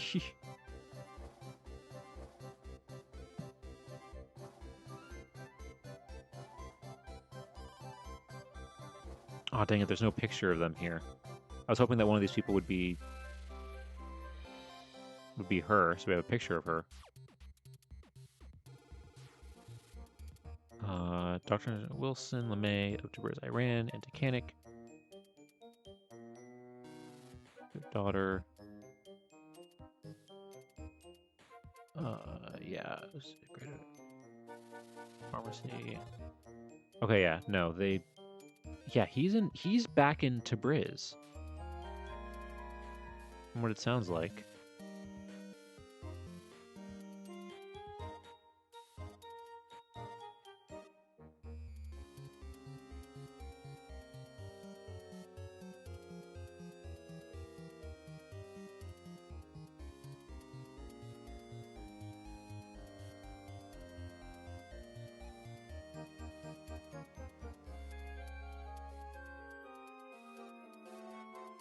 Robert Louis Stevens sends so close. I didn't even think about that. Yeah, it is really close.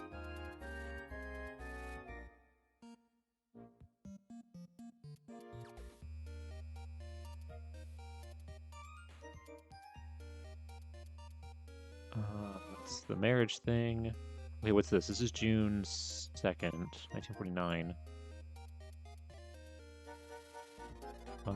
That's our graduation.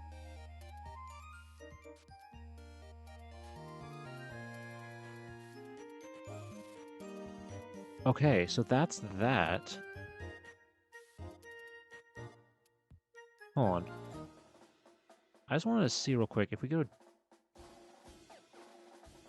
doctor, we go specifically...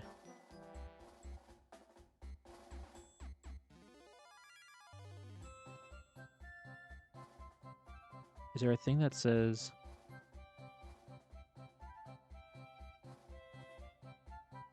I just want to see if we can figure out when he went back.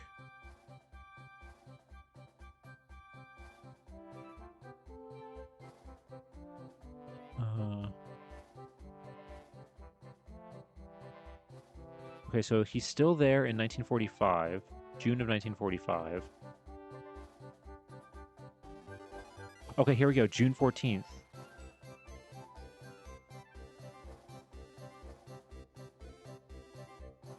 Dr. Charles LeMay left Titanic on Wednesday of last week for New York, from where he will sail to Iran to resume his medical missionary work after a year's vacation in the States. Okay.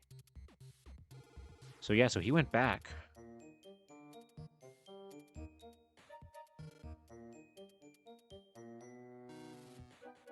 That's when he went back. So let's go ahead. Let's go 1951. Oops, not 60. 51. 1960. Okay, we got 11.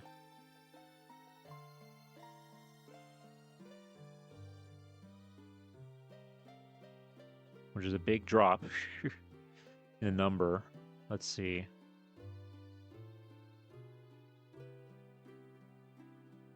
Is this her?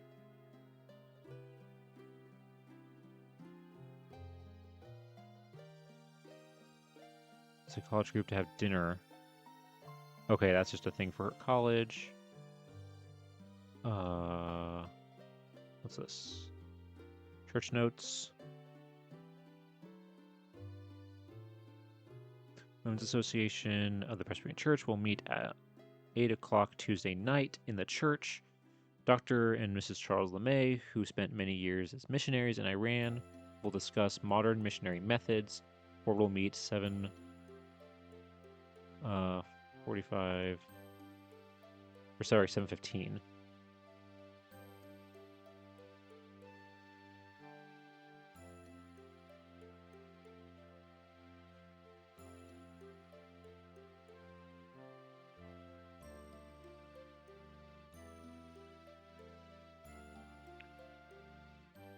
Okay, so it sounds like both of them are there.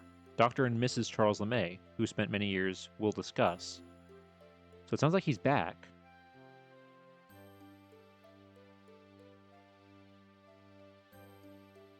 And then it goes, we go to 1953.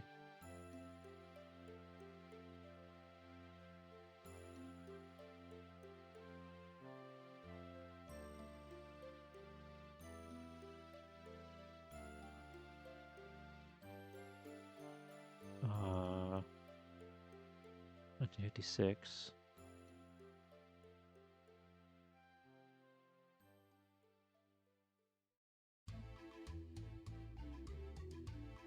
Residing at the home.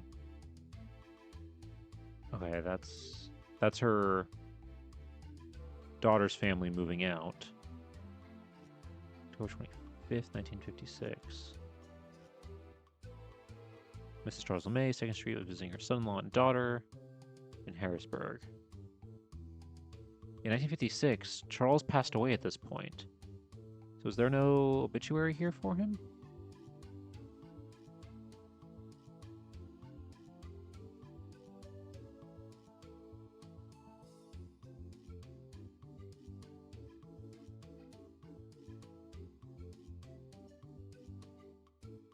December 1956.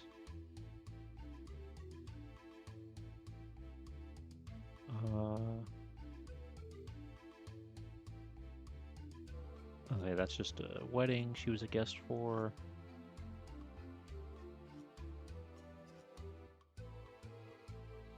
Not this one. Relative. Okay, yeah, no, that's just her traveling.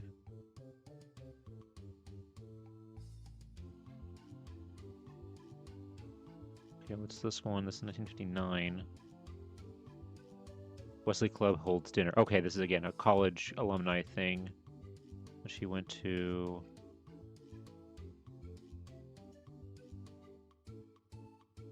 College group, yeah.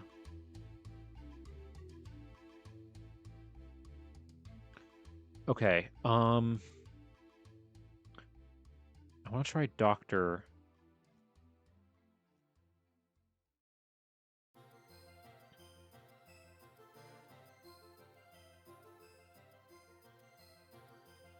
Oh wait, hold on. Is this the thing of him?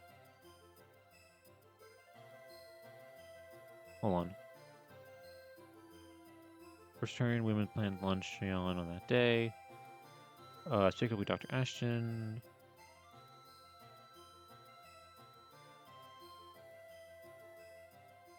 Oh, okay, wait, hold on. Okay, so by 1951, it says here. So this person, Dr. Ashton Stewart, he is on furlough from the Presbyterian Hospital in Tabriz, Iran, where he succeeded Dr. Charles LeMay when the latter retired. Okay, so by March of 1951, he is retired. Charles retired.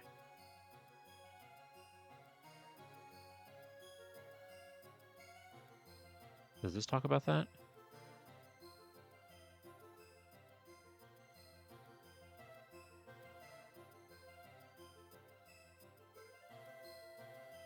Yeah, Dr. Charles LeMay recently retired after 40 years service at the Presbyterian Hospital in Tabriz and was succeeded by Dr. Stewart. Okay, yeah.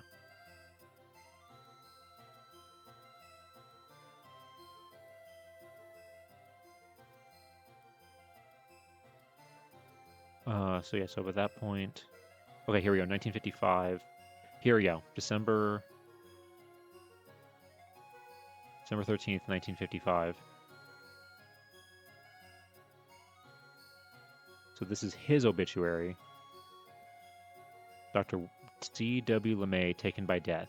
Physician spent 40 years in Persia. Dr. Charles Wilson LeMay, 75, of 90 Tacanic, 10 2nd Street, Tacanic, who spent the most of his medical career in Persia, died yesterday at Tyler Memorial Hospital, Meshopen. Dr. LeMay was born in El Paso, Illinois, a son of the late David and Janine Walters LeMay, and was graduated from Rush Medical School at the University of Chicago. He and his wife, the former Jessie Garman, a daughter of the late judge and Miss John Garman of Wilkes-Barre, spent 40 years in Persia where he built the American Hospital. They had resided in Tacanic since his retirement. Dr. LeMay was a member of the First Presbyterian Church of Wilkes-Barre and was a fellow of the American College of Surgeons. Surviving are his wife, daughters, a sister, and a brother. Okay, so yeah, that's a good obituary. It doesn't really reveal anything new. It kind of reveals stuff that we already kind of knew. Is this one any different, or is this pretty much the same?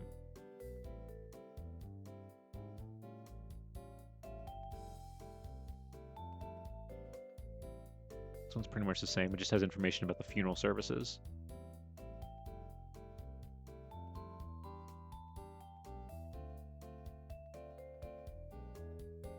This is about the funeral. Yeah.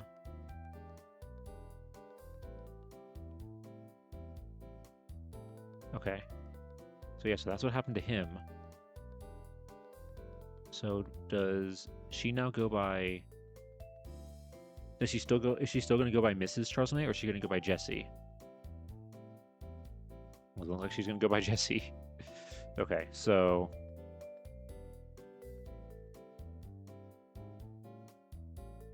And then let's change it now to 1961, 1970. Nothing.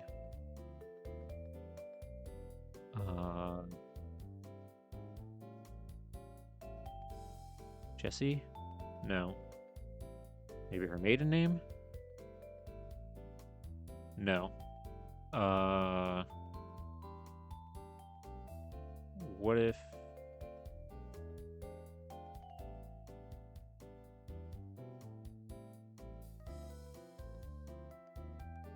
What if we just make it just Pennsylvania?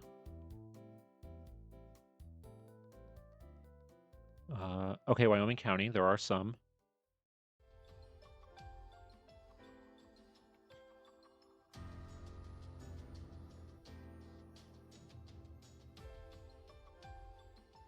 Okay, let's see. 1963.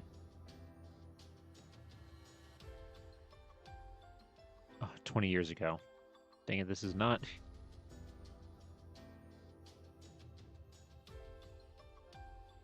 They still get me every time.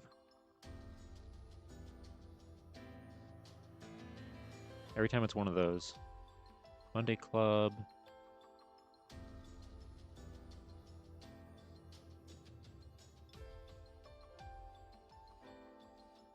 First of all, meeting of the Titanic Monday Club will be held next week at the home of Mrs. Victor Avery. The program of the year, which will be devoted to topics concerning life and customs in Russia and China, was arranged by Mrs. J.L. Mickle, Mrs. Charles LeMay, and Mrs. Forrest Slicker.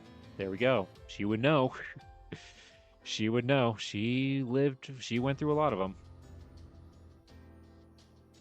Okay, here we go. This is October 1964.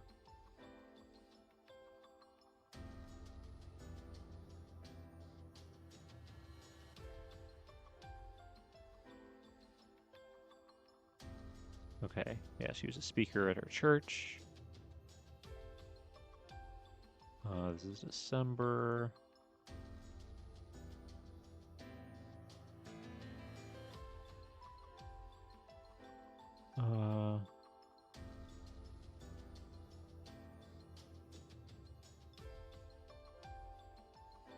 Oh wait, when is this? 20 years ago.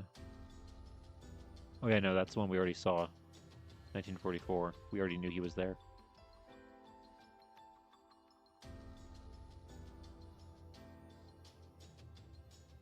It looks like the only time she's talked about is with the Monday Club. Yeah, they met at her home here.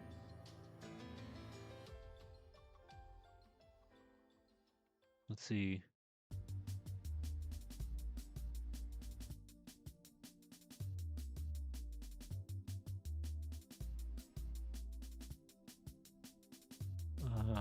Okay, yeah, this is another 20 years ago one. Dang it.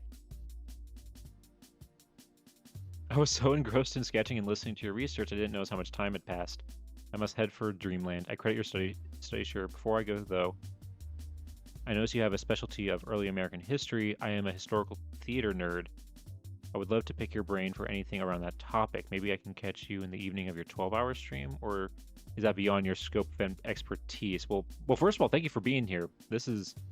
I'm glad you could, you know, chill and kind of realize how late it was. I didn't realize how late it was. Oh man, okay, yeah, I'm gonna have to end soon too. I think I'm gonna end with trying to find her obituary. I think that's the last thing, and then that's where we'll end it in a little bit. But yeah, no, thank you. Unfortunately, theater is kind of one of those things I actually don't really know a lot about, unfortunately. But yes, I do have a focus on like early American history. Unfortunately, yeah, I don't really know that much about theater. I'm sorry. I wish I did. I wish I could help you. But hey, maybe that's something we can look up together during the 12-hour stream. Who knows? We'll see. Who knows where that 12-hour stream will lead?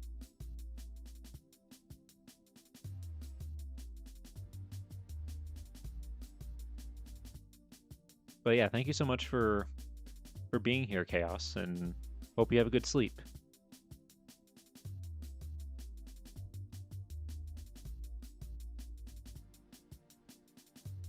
Let's see.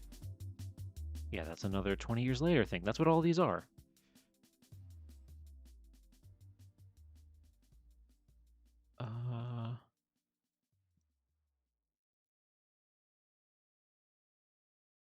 Okay, now let's Let me just try Jesse real quick.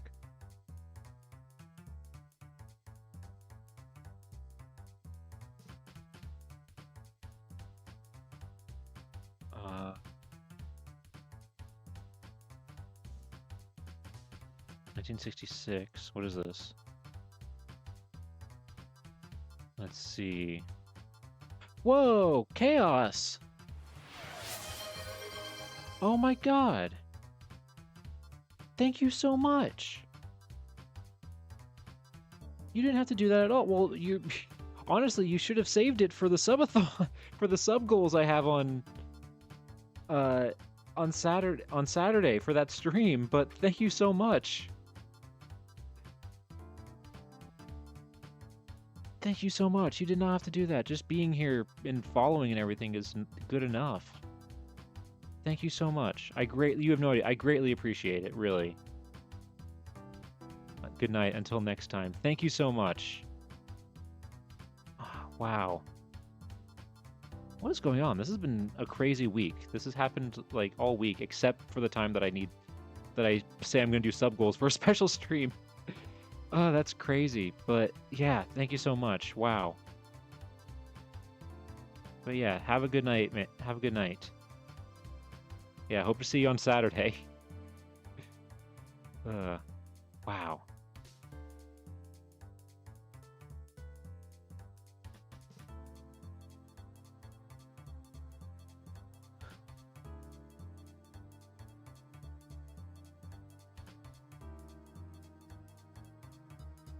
Okay. Okay, I need to continue on from that.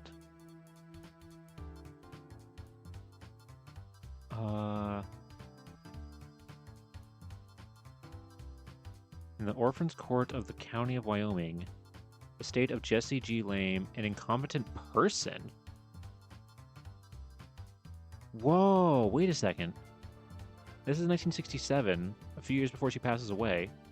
Notice hereby given that Catherine L. Stevens, that's her daughter, guardian of the estate of Jesse G. LeMay, an incompetent person, has presented and filed a petition for the private sale of real estate owned by the incompetent, situate on number 10 2nd Street, Decanic, Pennsylvania, pursuant to such terms and conditions are set forth in the agreement attached to the exhibit petition. Okay, so by 1967, she's apparently incompetent, according to this, and her estate has to be handled by her daughter. By the way, where is 10 2nd Street? Does that still exist?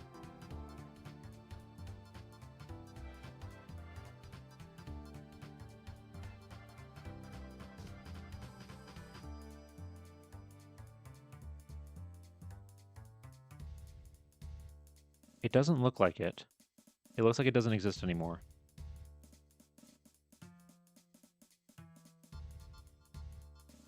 Whoa, look at that old church. That's cool. Oh, it looks like it's probably this parking lot. It was probably in this parking lot right here. So it doesn't exist anymore. Because these are all odd numbers on the other side of the street.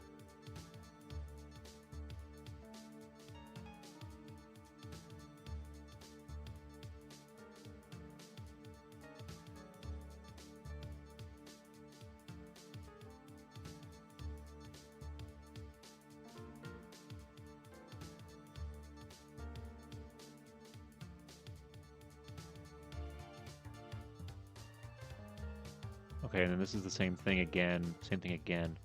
Okay, so that's what those are. So let's do 71 to 74. And that'll be where we'll end it for today.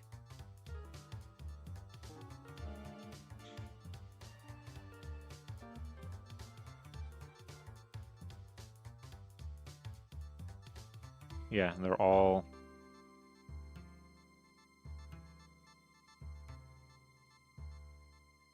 Yeah, required missionary dies at Dunmore. Death claims retired missionary. This is just the same article repeated like several times.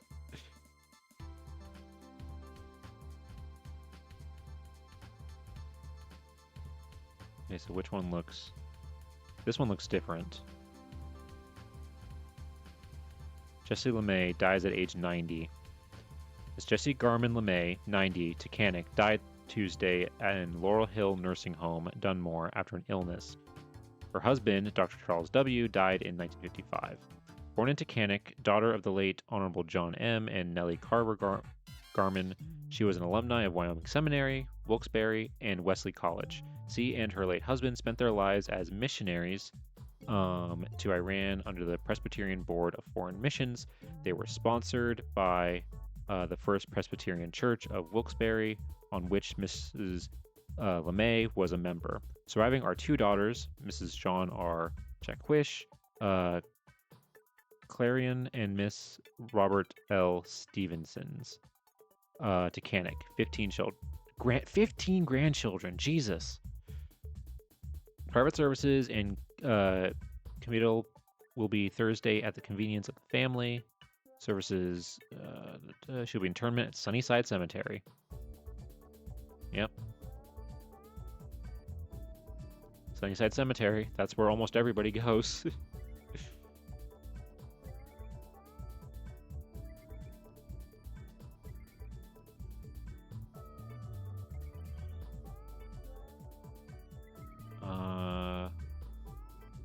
Any of these died at Dunmore, like in better quality?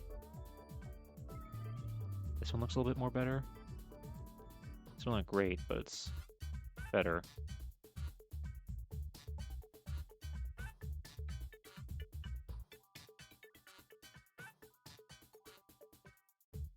All right. Retired missionary dies at Dunmore. Mrs. Jessie Graham LeMay, 90, Tacanic, died Tuesday morning in Laurel Hill Nursing Home, Dunmore, after an illness.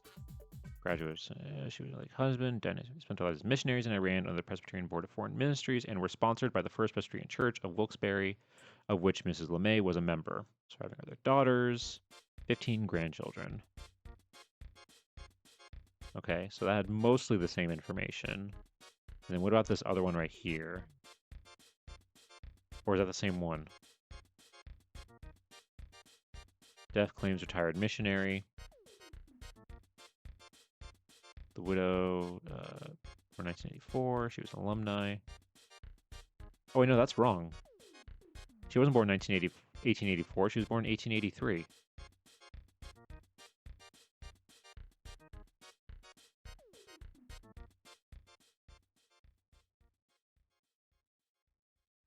Huh.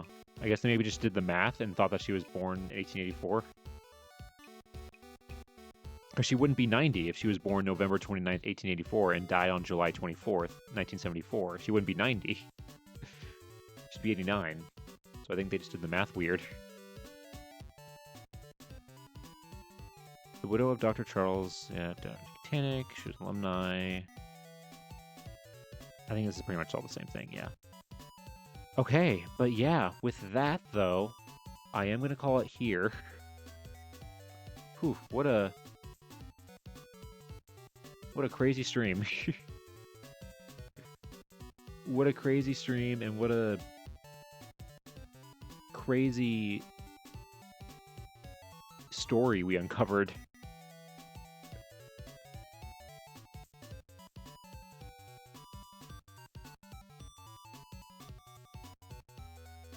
Wow. This was a brilliant. Yeah, I mean, every time I think that we found everything cool about this photograph, something like this surprises me. Okay.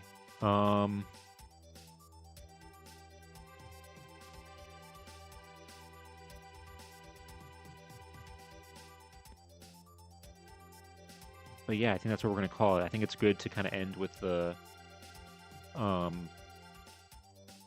obituary. I feel like that's kind of how we normally do it. And the fact that she had enough stuff to fill 2 streams. 2 4-hour streams. That just shows how much information she had. That's crazy.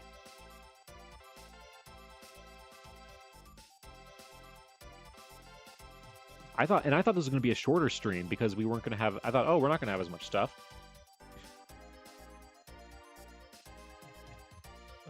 Wow.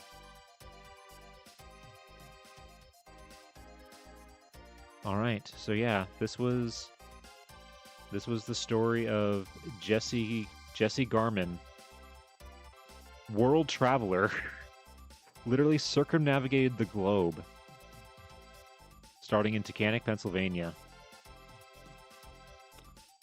Wow, what a life. What a long, crazy life. Joke's on me. Yeah, exactly. It really is. You never, yeah, every time I think like, oh, well, this is going to be a shorter stream, this one's not going to take that long, there's not going to be that much information, it never is the case. Never is the case at all. All right, so let's go ahead and let's head on back to our classroom here. And yeah, so this is where we're going to call for today, folks. Again, thank you guys so much for being here. Thank you so much for the support today. Thank you, Chaos. I know they left, but thank you again, Chaos, for the 5 gifted subs. That's insanely generous of you. But yeah, if you are new here, I'm not a professor, but you can call me Nap. I do these streams normally every Sunday and Wednesday at 6:30 p.m. Eastern Standard Time. However, on Saturday, we are going to have a special stream to celebrate my 1-year affiliate anniversary. It is going to be 12 hours. 12 hours of Nap. We're going to have a lot of fun stuff going on. That's going to start at 10 a.m. Eastern Time.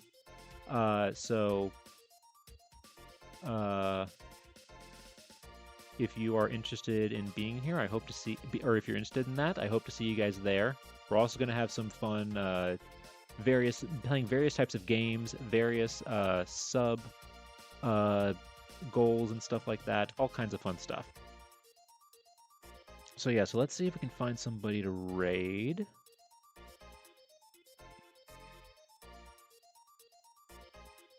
Let's see.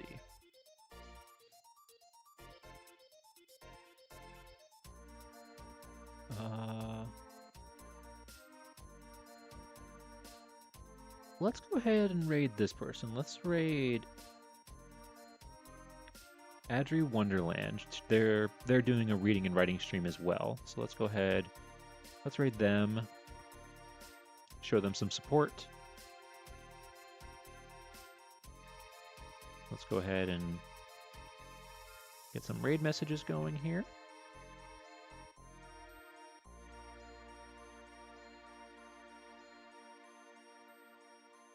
So got that, and then one for followers.